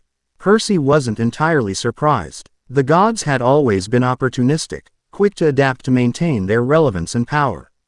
Which ones? Ares was the first, Annabeth said, a note of disgust in her voice. He's calling himself the god of combat, now, incorporating these chakra techniques into his domain. Apollo's experimenting too, something about energy healing complementing his existing abilities. And my father. Her expression softened slightly, resisting the change, for your sake. He believes. Accepting it would be giving up on finding a cure for you. Percy felt a complicated mix of emotions at that. Gratitude for his father's loyalty, but also resignation. There was no cure for what he'd become. The integration was complete and irreversible. The best he could hope for was control and balance. The train rumbled through the dark tunnel, and Percy found himself hyperaware of every passenger. Automatically cataloging potential threats. His time with the wardens had honed his combat instincts to razor sharpness, combining demigod reflexes with shinobi tactical awareness. You've changed, Annabeth observed, studying him with analytical precision. And not just the eyes. 3 months of non-stop training will do that, Percy replied with a half smile. You should see what I can do now. I look forward to it, she said, but her expression remained concerned. Just don't forget who you were in the process. Before he could respond, Percy felt a sudden shift in the energy around them, a ripple in reality that set his nerves on edge. Hideki felt it too. The warden straightened in his seat, hand moving to a concealed weapon. What is it? Annabeth asked, noticing their reactions. Dimensional disturbance, Percy murmured, focusing his senses. Close by, maybe even on this train. He scanned the car, looking for the source of the distortion. His enhanced vision caught it almost immediately, a subtle shimmer around a passenger several seats away, a middle-aged man in a business suit who appeared completely ordinary to casual observation. Except for the fact that his chakra network was fully developed and active. Percy met Hideki's gaze across the car and nodded slightly toward the man. The warden acknowledged with an almost imperceptible inclination of his head, signaling his junior colleagues to position themselves strategically. We may have a situation, Percy told Annabeth quietly. That man isn't from this reality. She followed his gaze, frowning. He looks completely normal to me. That's the point. Percy tensed as the man suddenly looked directly at him, their eyes meeting across the crowded car. No surprise registered in the stranger's expression, only cold calculation. He knows who I am, Percy realized. And he's been waiting. The train began slowing for the next station, brakes squealing. In that moment, the man moved, hands RMING signs faster than an ordinary human could follow. Percy was on his feet instantly, channeling chakra to enhance his speed. Everyone down, he shouted as energy gathered around the stranger's hands. The jutsu released just as Percy tackled Annabeth to the floor of the train. A concussive blast ripped through the car, shattering windows and sending passengers flying. Percy formed a hasty water shield from his water bottle, expanding it to protect nearby civilians. Hideki and the junior wardens converged on the attacker, moving with preternatural speed. The man met them with equal skill, his business suit burning away to reveal combat gear emblazoned with an unfamiliar symbol, a spiral intersected by a vertical line. The architect sends his regards, hybrid, the attacker called to Percy over the screams of panicking passengers. Your integration proceeds exactly as planned. Percy's blood ran cold at the confirmation. Who are you? He demanded, helping Annabeth to her feet as the train screeched to a halt at the station. A harbinger, the man replied, deflecting a strike from one of the junior wardens with casual ease. The first of many. He formed another series of hand signs, and the air around him distorted. Hideki lunged forward, trying to interrupt the technique, but too late. The attacker vanished in a swirl of energy, leaving behind only a lingering distortion in the fabric of reality. Dimensional shift jutsu, Hideki spat, clearly frustrated. He's gone. Chaos engulfed the subway car as injured passengers stumbled toward the exits. Percy turned to Annabeth. Are you hurt? She shook her head, though a trickle of blood ran from a small cut on her forehead. I'm fine. But this changes things. If the architect is sending people after you directly, it means he's accelerating his timeline, Hideki interrupted, joining them. We need to reach Camp Half-Blood immediately and secure both you and the Hyuga woman. They exited the damaged train amid the confusion. Hideki's colleagues remaining behind to perform what they called reality correction, essentially manipulating witnesses' memories to attribute the incident to conventional causes like a transformer explosion. Outside the station, Annabeth led them to a waiting SUV with Camp Half-Blood's Strawberry Farm logo emblazoned on the side. Argus, the camp's 100-eyed security chief, sat behind the wheel, his many eyes blinking in rapid succession as he took in Percy's altered appearance. Good to see you too, Argus, Percy said, climbing into the vehicle. The drive to Long Island passed in tense silence, each occupant processing the implications of the attack. Percy gazed out the window, noticing more signs of reality bleeding, a billboard advertising jutsu training alongside SAT prep courses. A group of teenagers practicing what looked suspiciously like chakra control exercises in a park. It's happening faster than we realized, Hideki said, following Percy's gaze. Quote, the architect has found ways to accelerate the integration beyond your influence alone. Which means containment is no longer a viable strategy, Percy pointed out. You can't just lock me away and hope the problem solves itself. The warden's expression remained impassive, but Percy sensed his reluctant agreement. The reality warden's carefully controlled approach was falling apart in the face of the architect's more aggressive moves. As they approached the boundaries of Camp Half-Blood, Percy felt a surge of emotion, homecoming mingled with trepidation. The familiar hill with Talia's pine tree came into view, the golden fleece glittering among its branches. But something was different. The protective barrier surrounding the camp seemed to shimmer with dual energies, the traditional divine protection now interwoven with what Percy recognized as sealing jutsu. The boundaries have been reinforced, Annabeth explained, noting his observation. Chiron worked with Hecate to incorporate elements from your new abilities. It's been surprisingly effective against monsters. They can't seem to adapt to the hybrid defenses. Argus parked at the base of the hill, and they climbed out. The junior wardens looked uncertain as they approached the barrier. Your containment protocols won't work here, Annabeth told them bluntly. Camp Half-Blood exists under divine protection. Your dimensional technology will be limited. Hideki frowned but didn't argue. We remain responsible for monitoring Percy Jackson. Those are our orders, and you're welcome to try, she replied with a thin smile. But I should warn you, the last group of extraplanar entities that tried to breach our defenses against our will didn't fare well. Percy hid a smile. 3 months away hadn't diminished Annabeth's talent for elegant threats. They crossed the boundary without incident, though Percy noticed the junior wardens wincing slightly as they passed through the hybrid barrier.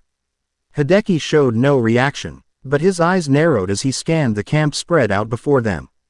Camp Half-Blood looked mostly the same at first glance: the big house with its blue roof, the amphitheater, the cabins arranged in their omega pattern. But as they walked toward the central area, the changes became more apparent.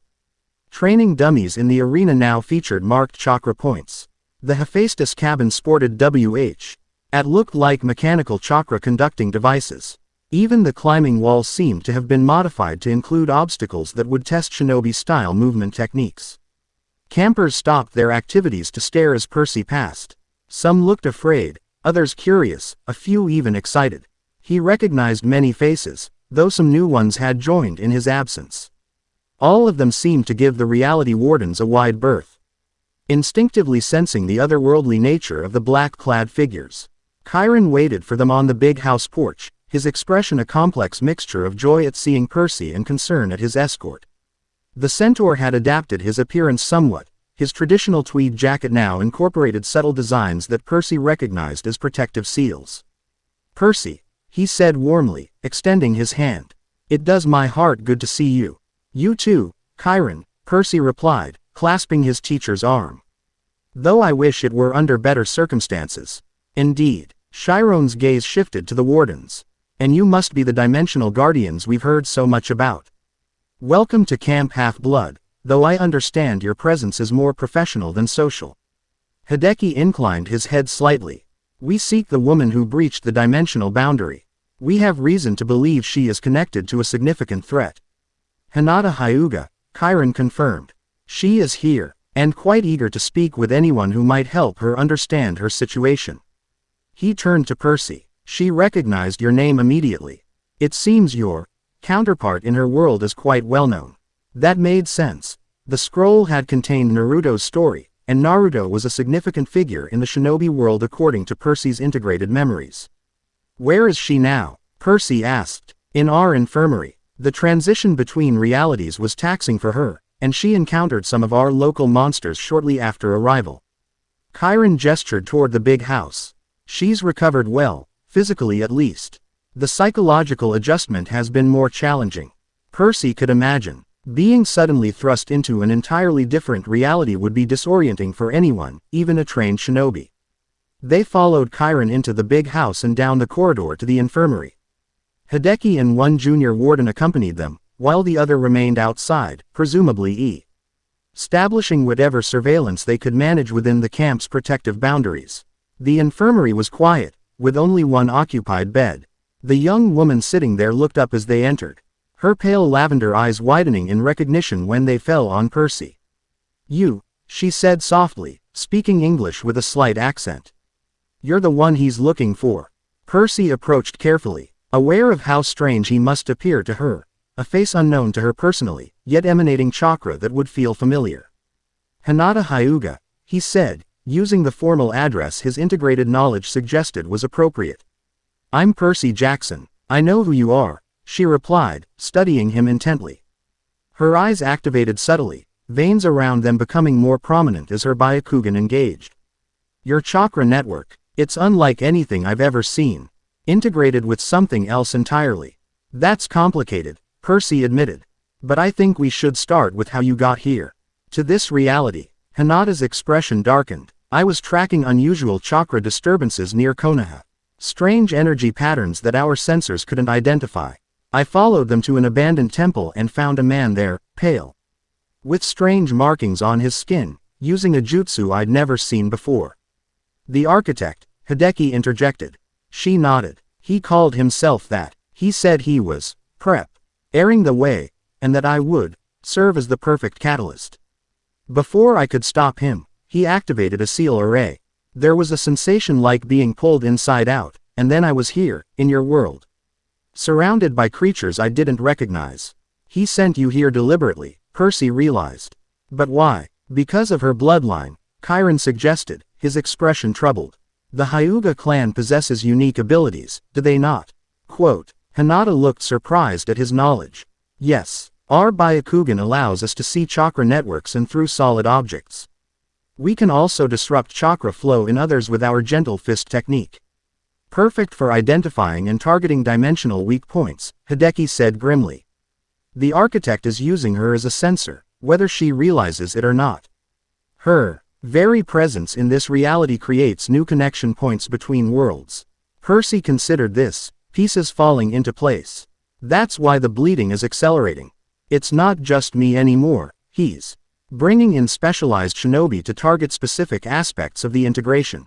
We need to return her to her native reality immediately, Hideki declared. Each moment she remains increases the dimensional instability. No, Percy and Hinata said simultaneously. Hinata continued, her soft voice carrying unexpected steel. If this architect sent me here as part of his plan, sending me back blindly might only further his goals. I need to understand what's happening and how to counter it. She's right, Percy added. Besides, if the bleeding has progressed this far, simply removing her won't reverse the damage. We need a more comprehensive approach. Hideki looked displeased but didn't argue. Then we need to contain both of you while we develop such an approach. Or, Percy countered, you could work with us instead of treating us like dangerous specimens. Hinata's abilities might be exactly what we need to track down the architect. Chiron cleared his throat. I suggest a council meeting. This situation affects multiple parties, and we should coordinate our response. He glanced at Hideki, including representatives from Olympus. The gods have a vested interest in preserving the integrity of their realm. The warden considered this, clearly weighing protocol against pragmatism. Very well, he finally agreed. A council, but with appropriate containment measures in place. We can arrange that, Chiron assured him. The amphitheater has been modified with hybrid sealing techniques that should satisfy your security concerns while remaining acceptable to our divine participants. As they worked out the details, Percy turned back to Hinata. How much do you know about what's happening? About the merging of our worlds? Only what I've gathered since arriving, she replied, studying him with those perceptive eyes. But I can see it in you. The perfect integration of chakra with something else, something equally powerful but fundamentally different.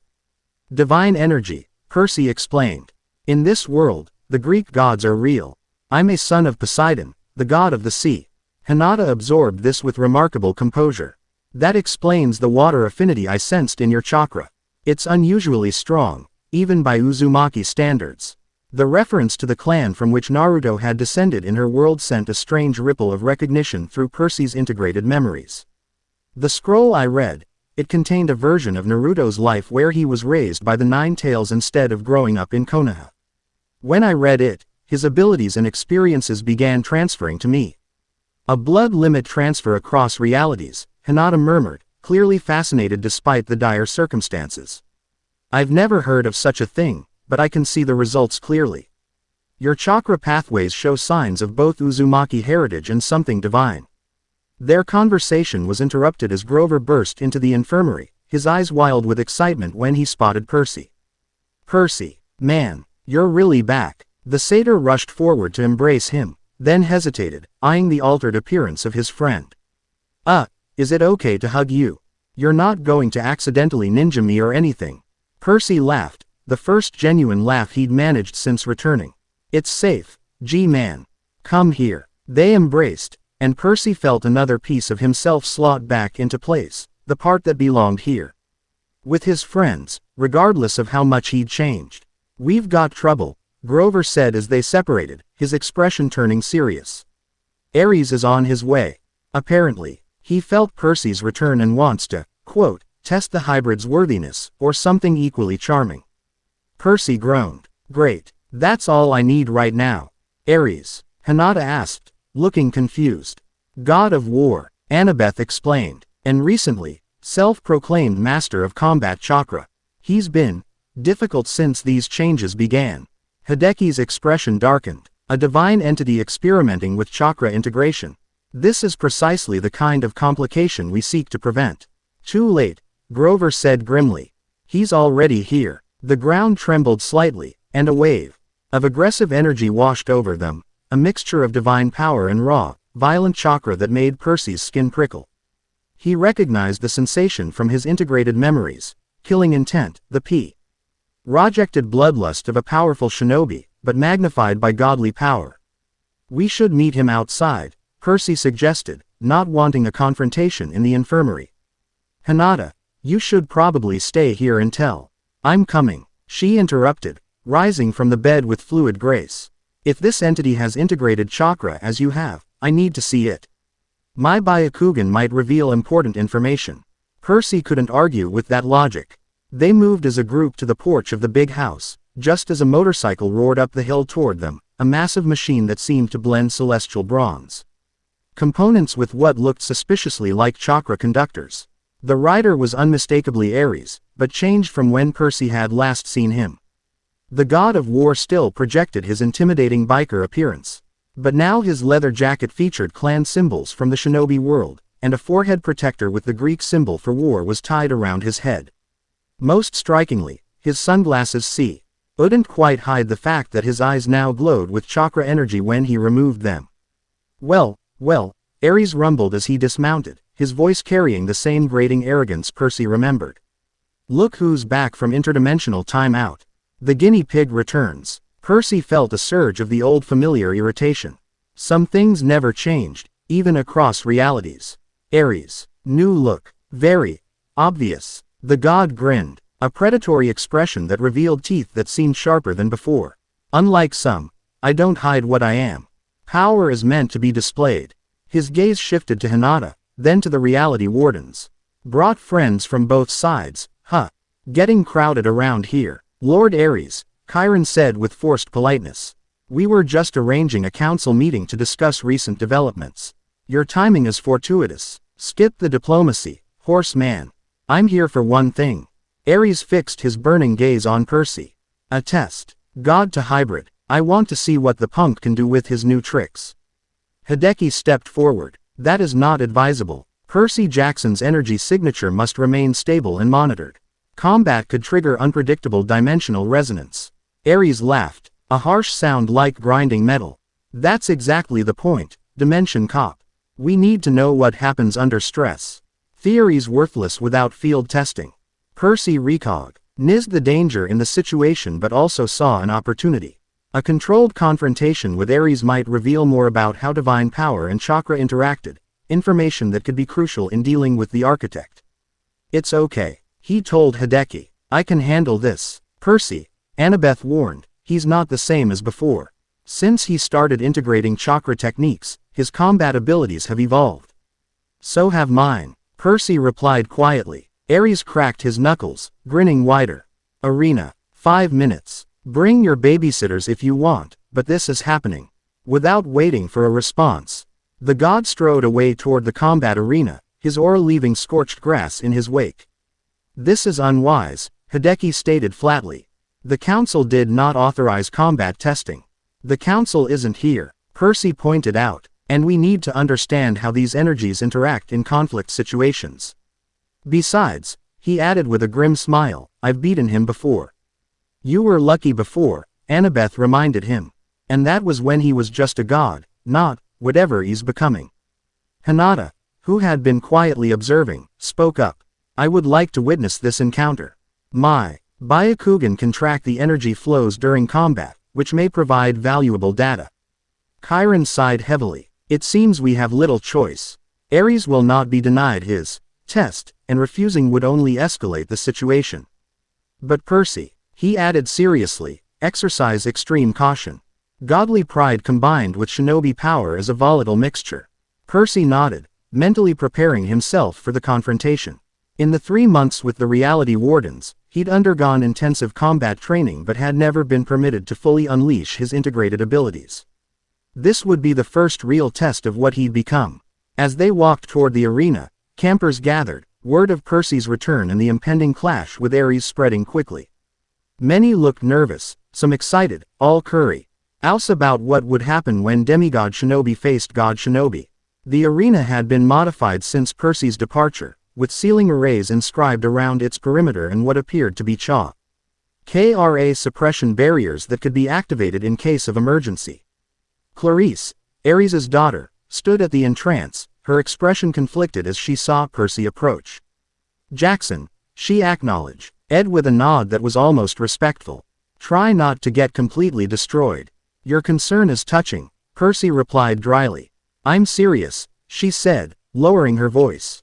He's different now, dangerous in new ways. Don't underestimate him because of your history. Coming from Clarice, this was practically a heartfelt warning. Percy nodded his thanks as he passed her and entered the arena. Ares waited in the center. Having exchanged his biker gear for what looked like a hybrid of traditional Greek armor and shinobi combat attire. His sword was drawn, a massive blade that glowed with both divine energy and visible chakra. Simple rules, the god announced as Percy approached. No killing, though maiming remains on the table. Fight continues until surrender or incapacitation. He grinned savagely. Or until reality starts breaking down, whichever comes first. Percy drew Riptide, the familiar weight of the sword comforting in his hand. He channeled a small amount of chakra into the celestial bronze, causing the blade to shimmer with a sea-green aura. Ready when you are, he said, dropping into a combat stance that blended his Greek training with shinobi positioning. Ares didn't waste time with further talk. He attacked with blinding speed, his blade whistling through the air toward Percy's head. 3 months ago, the strike would have been nearly impossible to evade. Now, Percy's enhanced reflexes allowed him to see the attack almost in slow motion. He sidestepped, countering with a strike of his own that Ares parried easily. The clash of their blades sent sparks of mixed energy cascading around them. Tiny flares where divine power and chakra collided. Not bad, Ares acknowledged, pressing his attack with a series of powerful blows. You've gotten faster. But speed isn't everything. The god formed a one-handed seal, his free hand glowing with fiery chakra. He thrust it toward Percy, releasing a blast of energy that combined his divine fire with what Percy recognized as a fire-style jutsu. Percy responded instinctively, pulling moisture from the air to create a water shield. The collision of fire and water created a massive cloud of steam that momentarily obscured the arena.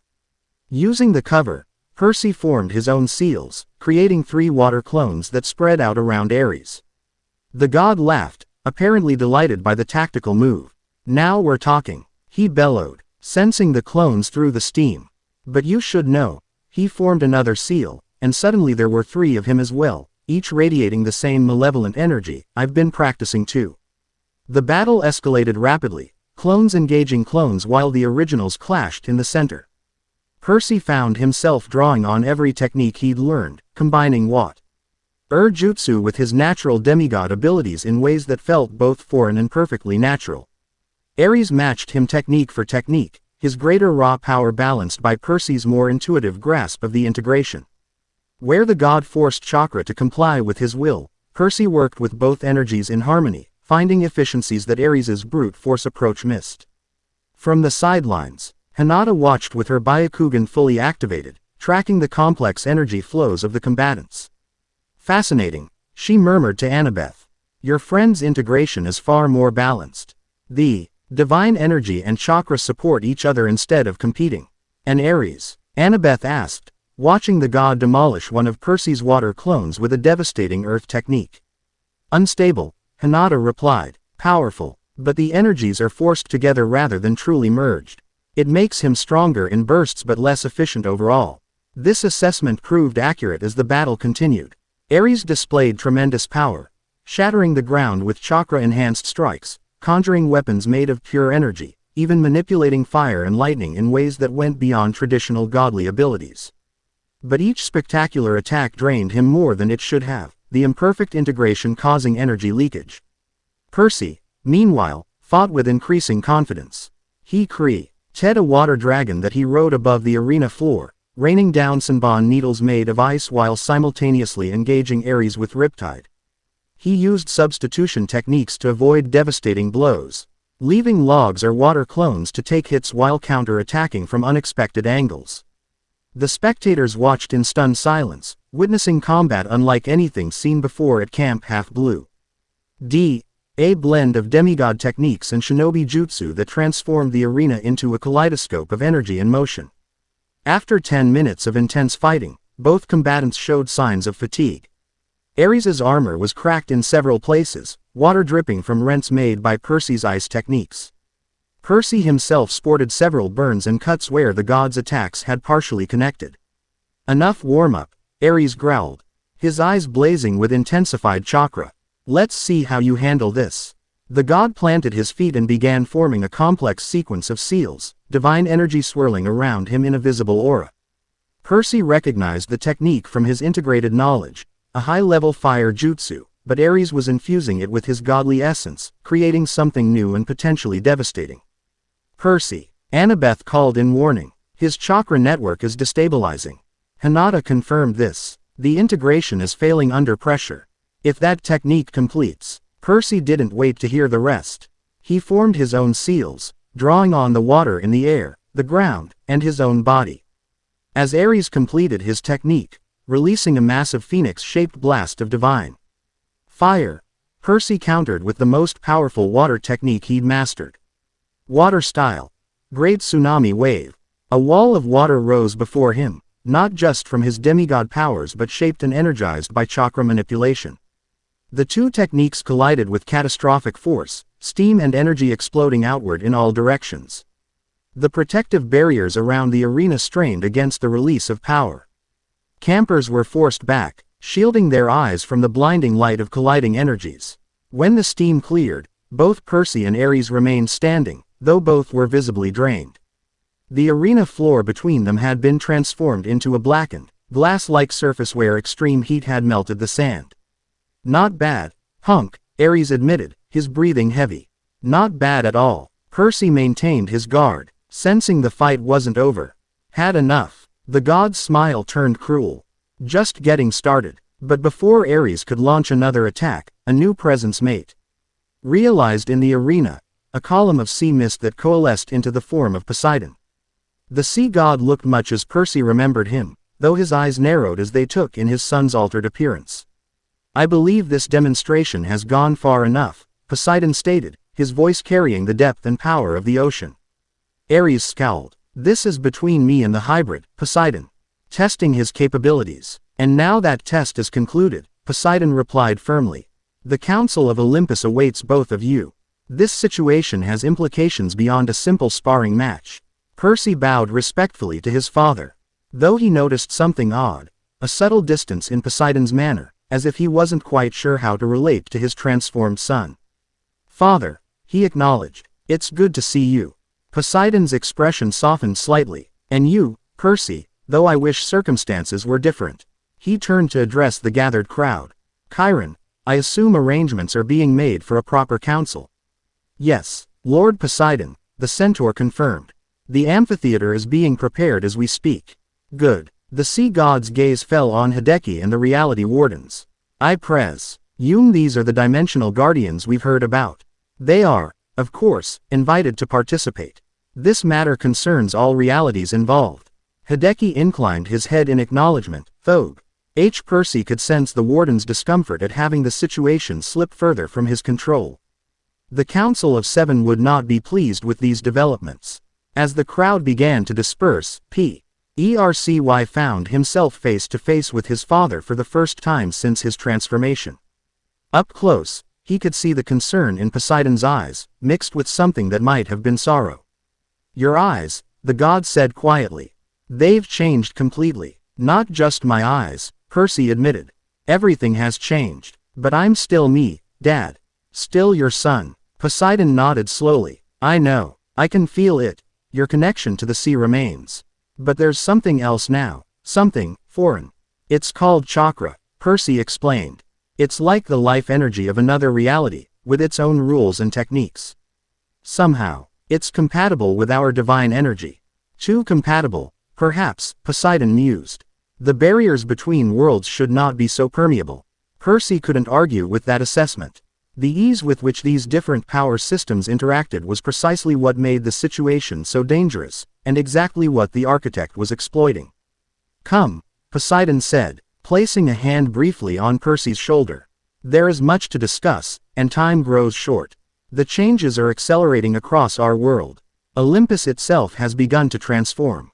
As they walked toward the amphitheater, Percy noticed Hinata following at a respectful distance, her expression a mixture of awe and analytical interest as she observed the god of the sea. The Hyuga woman, Poseidon noted, following Percy's gaze.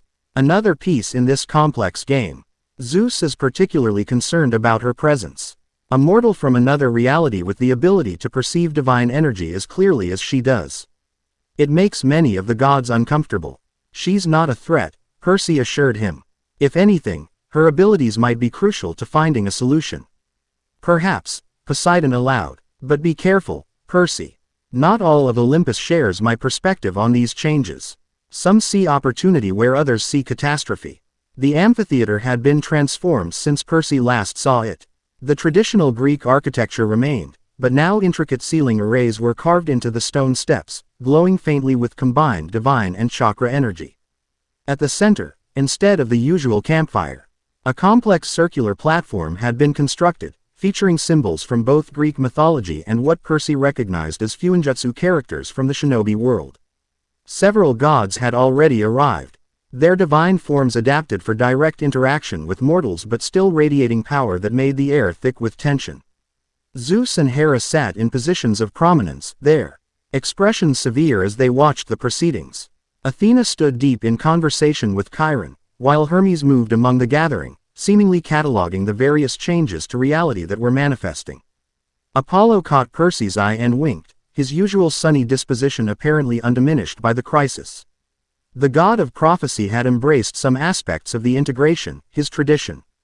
Al laurel wreath now interwoven with what looked like chakra-conducting metal. Most surprising was the presence of Hades, who rarely attended gatherings outside the winter solstice. The god of the underworld stood slightly apart from the others, his dark eyes following Percy with unnerving intensity. As representatives from Camp Half-Blood took their places, including Annabeth, Grover, and Clarice. Say among others, Percy found himself directed to the central platform alongside Hinata and Hideki. They were positioned as the focal points of the council, the living embodiments of the dimensional crisis under discussion. Zeus rose once everyone was seated, his presence commanding immediate silence. Unlike Ares, the king of the gods showed no obvious signs of chakra integration, maintaining his traditional appearance of a powerful man in a pinstriped suit, though his eyes carried the storm. "We convene this council," he began, his voice rolling like distant thunder, "to address the unprecedented situation facing our reality. The boundaries between worlds have been compromised. Foreign energies infiltrate our domain. And at the center of it all, his gaze fixed on Percy, stands a son of Poseidon transformed into something neither fully demigod nor fully foreign. Percy maintained a respectful posture but met Zeus's gaze steadily. After facing Ares in combat, he felt more confident in his integrated abilities. More secure in this new identity he was forging. "Lord Zeus," he acknowledged. "Thank you for convening this council."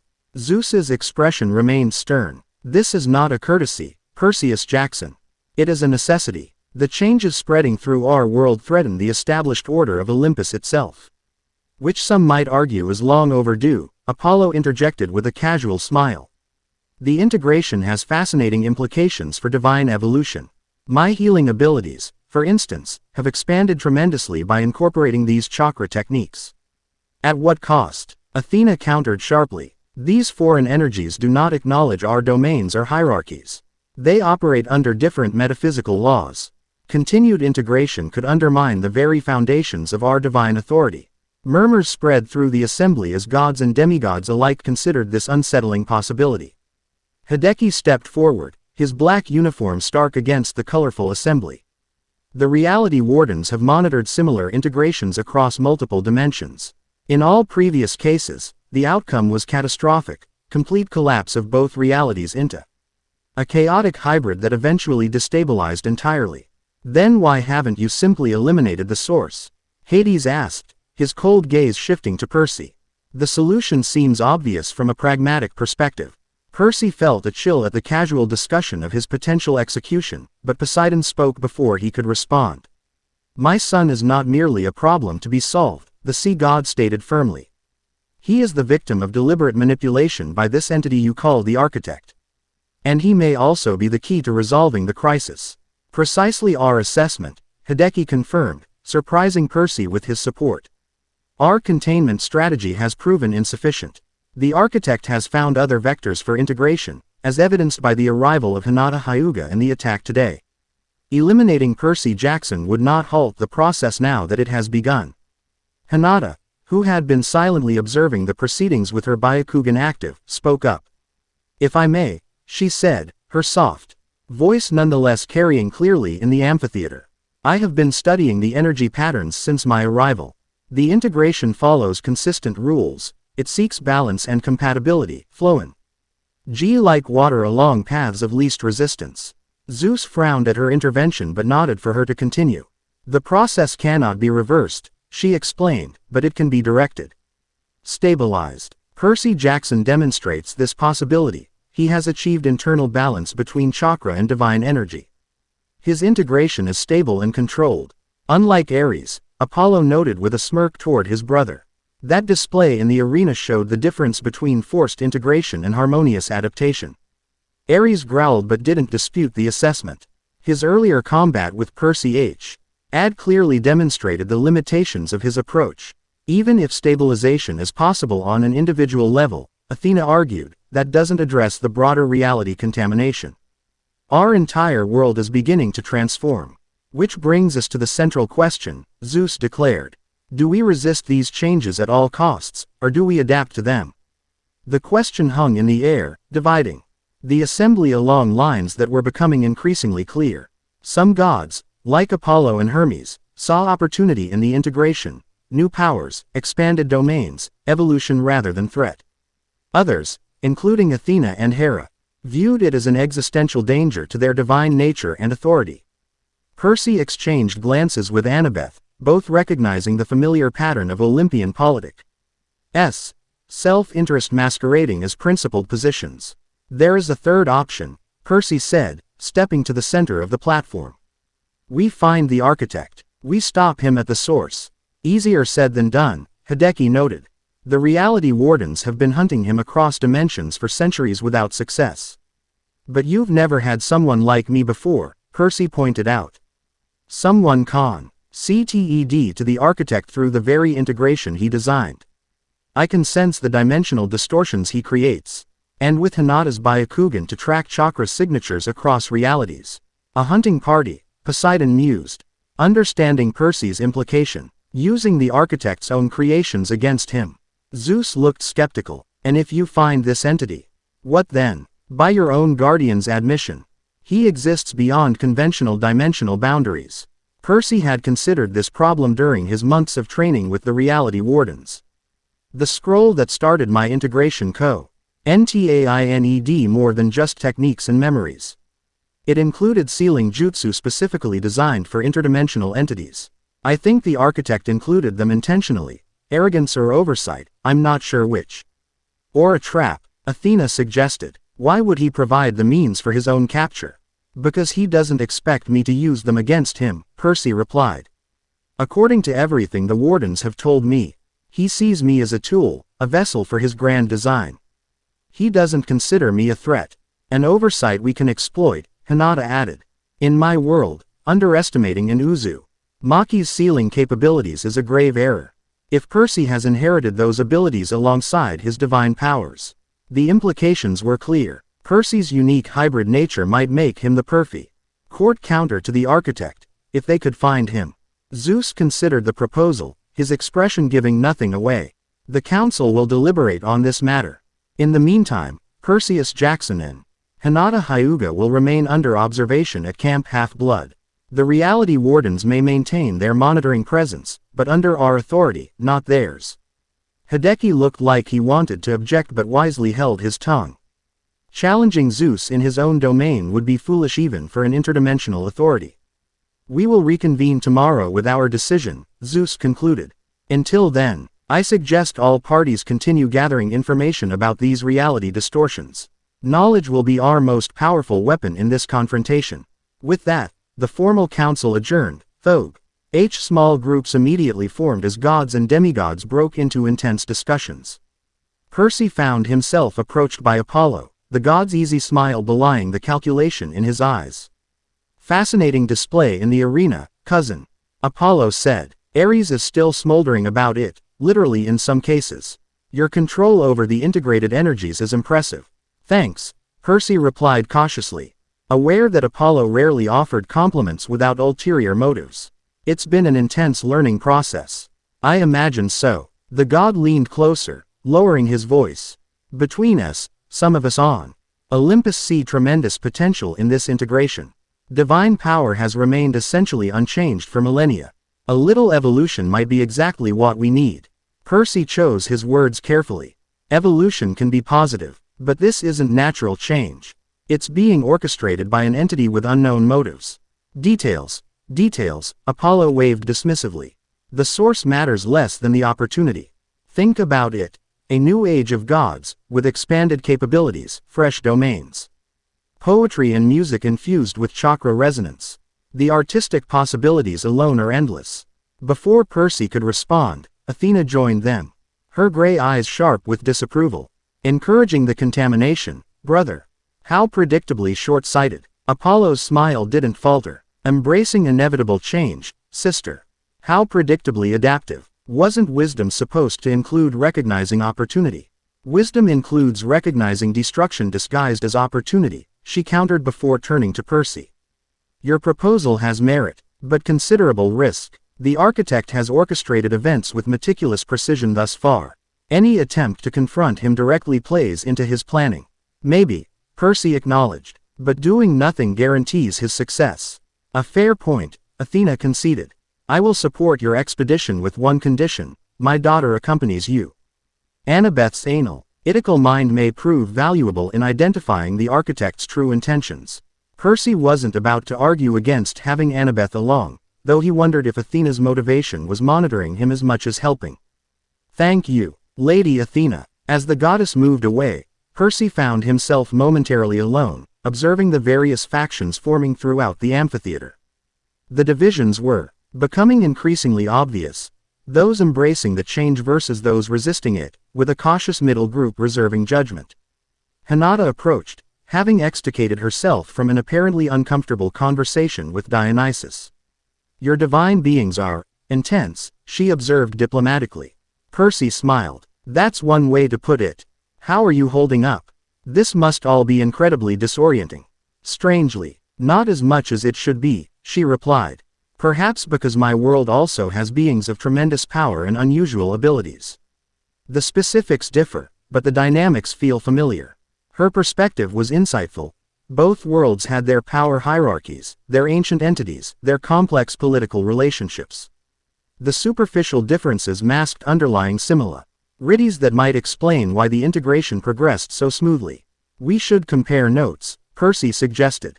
Your Byakugan can see things about these energy patterns that I can't, and I might you understand aspects of the divine side that you're missing. Hinata nodded. A wise approach. Working together provides the best chance of finding a solution that preserves both our worlds. As they began discussing the technical aspects of chakra flow and divine energy, Percy noticed Hideki watching them intently from across the amphitheater. The reality warden's expression remained neutral, but Percy sensed his calculation, weighing options, considering contingencies if the Olympian Council's decision didn't align with the warden's priorities. Later, as the council fully dispersed and night fell over Camp Half-Blood, Percy found himself walking along the beach, drawn to the sea as always. The water seemed to call to him more strongly than ever, his enhanced senses detecting both the familiar divine connection and new chakra resonances within the waves. He sat on the sand, performing the meditation techniques he'd learned during his containment, balancing the dual energies within him, maintaining the equilibrium that kept reality bleeding to a minimum around his person. Your control has improved dramatically, observed Poseidon, materializing beside him in a gentle mist. Percy opened his eyes, unsurprised by his father's appearance. I've had plenty of time to practice. 3 months of nothing but training and tests. Poseidon gazed out at his domain, his expression thoughtful. The sea has begun to change as well. New creatures forming, existing ones developing unusual capabilities. Nothing catastrophic yet, but the transformation accelerates daily. I'm sorry, Percy said, genuine regret in his voice. This all started because of me. No, Poseidon corrected firmly. It started because an interdimensional entity chose you as his vessel.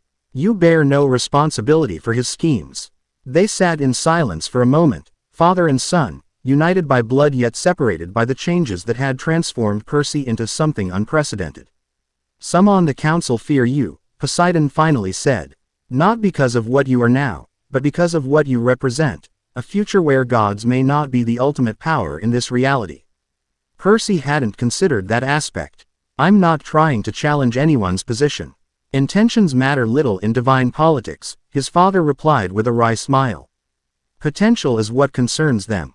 The potential for a new order where different powers exist alongside divinity, perhaps eventually surpassing it. Is that what you believe will happen? Poseidon considered the question seriously. I believe change is inevitable, even for immortals. We have adapted before, from ancient Greece to Rome to the modern world. This may simply be the next evolution. He turned to face Percy directly. But I also believe that change must be managed, not imposed by outside forces with unknown agendas. Percy nodded, understanding the distinction. That's why finding the architect is so important. Whatever happens to our world should be our choice, not his. Precisely. Poseidon stood, his form seeming to blur slightly at the edges, sea mist and water merging with his divine essence. Rest tonight. Tomorrow brings decisions and likely a new quest. You will need your strength. After his father departed, Percy remained on the beach, watching the waves and contemplating the complexities of his situation. He sensed Annabeth's approach before he heard her. His awareness extended by chakra sensing abilities. Hey, she said, sitting beside him on the sand. Some homecoming, huh? Percy laughed softly. Yeah, not exactly the welcome back party I imagined. Were you expecting streamers and cake? A blue cake wouldn't have been too much to ask, he joked, feeling some of the tension ease from his shoulders. With Annabeth, he could still be just Percy, despite everything that had changed. She studied his profile in the moonlight. You seem different, not just the physical changes, but calmer somehow. More centered. 3 months of meditation and chakra control exercises will do that, he replied. Turns out I had to become part ninja to finally develop patience. Wonders never cease. Her smile faded into a more serious expression. Do you really think we can find this architect? The reality wardens have been hunting him for centuries without success. Percy picked up a small stone and channeled a tiny amount of chakra into it before skipping it across the water. It bounced impossibly far, each contact with the surface precisely controlled by his energy manipulation. They've been looking from the outside, he explained. I'm connected to him through the integration itself. It's like a chakra signature that I can follow back to its source, if I can get close enough to one of his dimensional distortions. And Hinata can see these chakra trails with her special eyes, Annabeth added, piecing the strategy together. Hence the hunting party concept. Exactly. Percy created a small water clone in his palm.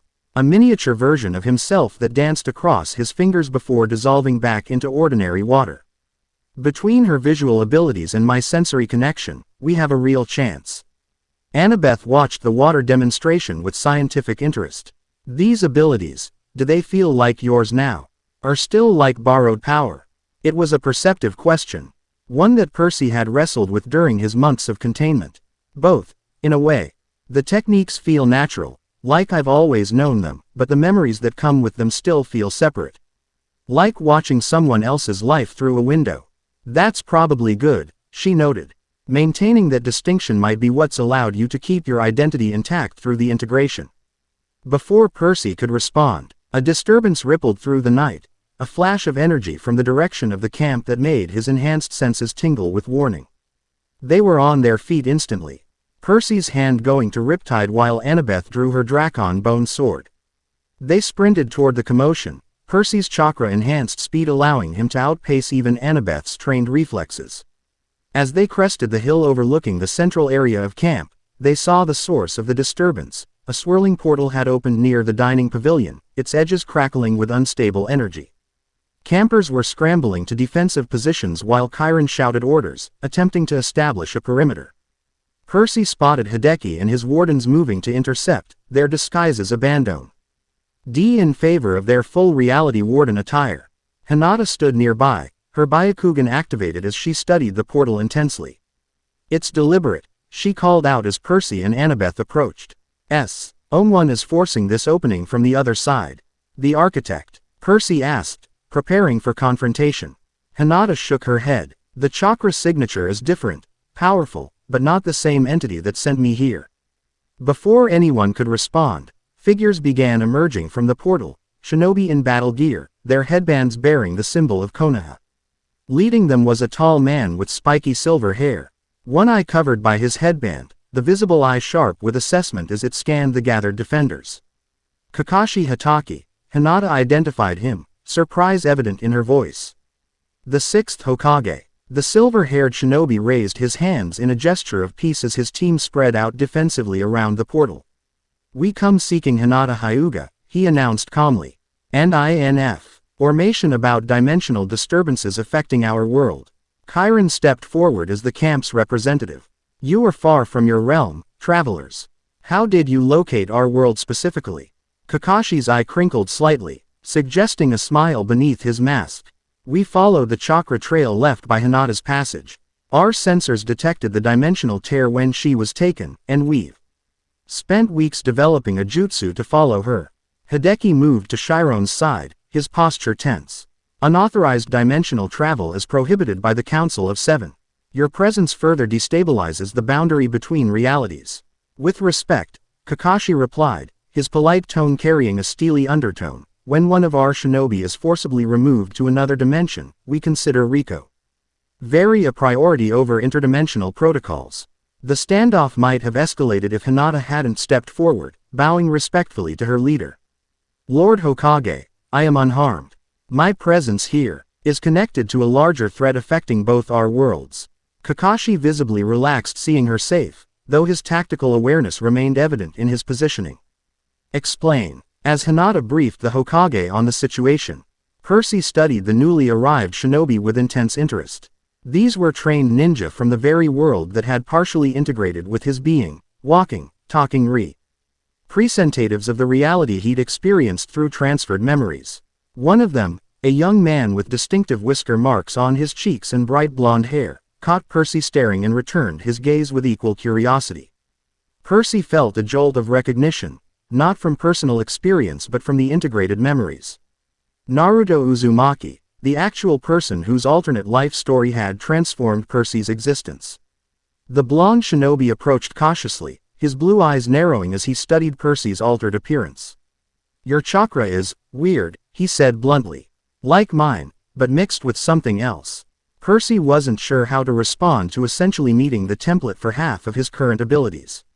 It's complicated. I'm Percy Jackson, son of Poseidon. Naruto Uzumaki, the shinobi replied, extending his hand, future Hokage of Konohagakure. As they shook hands, a visible spark of energy passed between them, chakra recognizing chakra, resonating at frequencies that made both young men pull back in surprise. Whoa, Naruto exclaimed. Did you feel that? Yeah, Percy confirmed, staring at his hand. I think our chakra signatures are recognizing each other. Kakashi, noticing the interaction, moved toward them with analytical interest. This is the hybrid Hinata mentioned.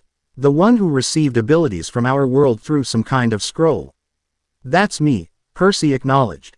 Though I didn't exactly volunteer for the transformation. The Hokage studied him with professional assessment. Fascinating. A complete chakra network formed in someone from a non-chakra reality. The medical implications alone are significant. Hideki interrupted, clearly uncomfortable with the casual discussion of interdimensional physiology. This reunion is touching but dangerous. Each moment your team remains here accelerates the reality bleeding. Then we should work quickly, Kakashi replied reasonably. Our sensors detected multiple dimensional tiers forming in our world. Villages are reporting strange phenomena. Creatures unlike any we've encountered, technology that operates on principles outside our understanding. If our worlds are merging as you suggest, both sides need to coordinate a response. The arrival of the Konoha shinobi changed the dynamic entirely. What had been primarily a camp half-blood and Olympian concern was now clearly an interdimensional crisis requiring cooperation between both affected realities. Chiron, ever the diplomat, recognized the opportunity. Perhaps this is fortuitous timing. The Council of Olympus meets tomorrow to decide our course of action regarding this threat. Having representatives from your world present would provide valuable perspective. Kakashi nodded agreement. A joint council seems prudent. In the meantime, my team can share what we've learned about these dimensional disturbances from our side. As arrangements were made to accommodate the new arrivals, Percy found himself continuing his strange conversation with Naruto, both of them trying to navigate the bizarre situation of meeting someone connected to you through dimensional manipulation. So you're like, what, a god or something in this world? Naruto asked, gesturing at the camp around them. Demigod, Percy corrected, half god, half human. My father is Poseidon, god of the sea. Naruto considered this with surprising acceptance. That explains the water affinity I sense in your chakra. Pretty strong, maybe even stronger than mine. Water's always been my thing, Percy agreed. When the integration happened, it was the easiest element to work with. The scroll contained knowledge of your training with Kurama, techniques you developed under his guidance. At the mention of the 9 tails, Naruto's expression grew serious. Wait, training with Kurama, that's not how it happened. The fox and I didn't exactly start on friendly terms. Percy frowned. In the scroll, you were raised by him from infancy. He took you from Konoha and trained you as his heir. Definitely not my life story, Naruto said, shaking his head.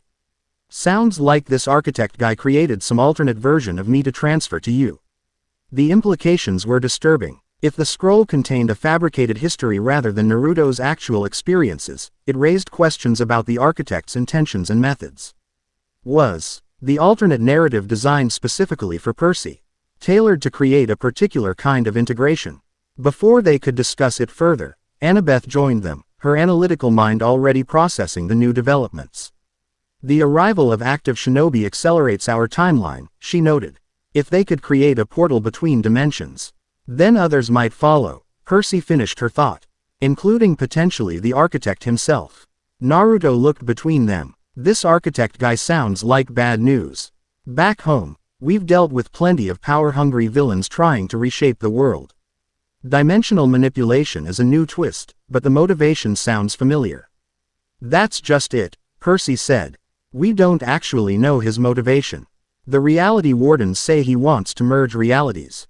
But we don't know why or what his endgame looks like. Everyone has reasons, Naruto replied with the confidence of someone who had confronted numerous enemies. Even the worst villains believe they're doing the right thing from their perspective. Figure out the why, and you can predict their next move. It was surprisingly insightful, and Percy found himself wondering how much of this Naruto, the real one, not the version from the scroll, might have influenced his integrated abilities. The scroll had transferred techniques and memories, but perhaps some essence of character had come through as well. As the night progressed, Camp Half-Blood adjusted to its newest visitors. The Konoha shinobi established a perimeter around their still active portal, explaining that it provided their only secure way home and needed to remain open. Hideki and his wardens maintained a wary distance, clearly calculating risk factors and contingencies. Percy found himself unable to sleep, his mind racing with new possibilities. The arrival of Naruto and the others changed everything, providing new allies but also accelerating the timeline. Whatever the Olympian Council decided, Omoro would need to account for this new development. He sat on the roof of Cabin 3, gazing up at the stars and focusing on maintaining his internal balance.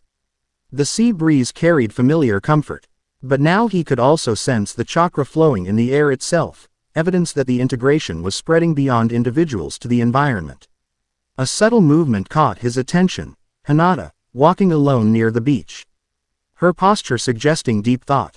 On impulse, Percy jumped from the roof, channeling chakra to his legs to cushion the landing, and approached her. Couldn't sleep either, he asked as he drew near. She turned, unsurprised by his presence, her Byakugan likely having detected his approach long before he spoke.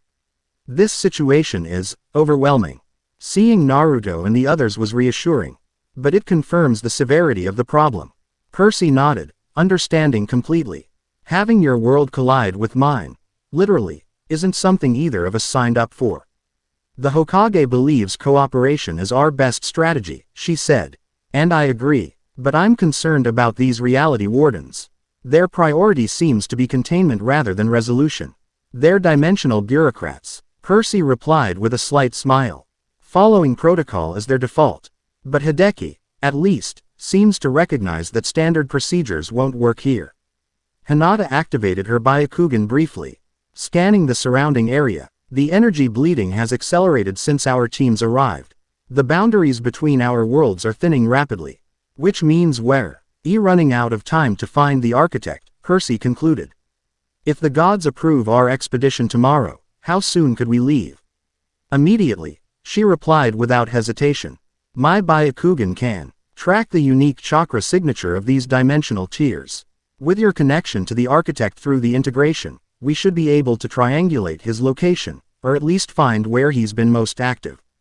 They spent the next hour discussing strategy, comparing notes on their respective abilities and how they might complement each other in the coming mission. Percy was impressed by Hinata's tactical thinking and precise chakra control, while she seemed equally interested in his hybrid techniques combining divine power with shinobi abilities. Your gentle fist technique, Percy noted. Referring to the Hyuga clan's specialized taijutsu, it targets chakra points in the body, right? Could it affect divine energy pathways too? Hinata considered this thoughtfully. Theoretically, yes. My Byakugan can see both energy systems, so I should be able to target either or both. Against someone like this architect, who presumably manipulates multiple energy types, that could be advantageous. Their planning session was interrupted by a sudden tremor that shook the ground beneath them. It wasn't an earthquake. Percy would have sensed that through his connection to the earth. This was something different, a shudder in reality itself. What was, he began, but Hinata was already scanning with her Byakugan. Another tear, she reported urgently. Larger than before, near the forest. They sprinted toward the disturbance, Percy signaling to the guards as they passed. By the time they reached the forest's edge, others had already responded. Chiron, Kakashi, and several senior campers forming a defensive line while Hideki and his wardens analyzed the growing anomaly. The tear in reality was unlike the controlled portal the Konoha shinobi had created. This was ragged and pulsing, its edges shifting between states of matter, energy bleeding.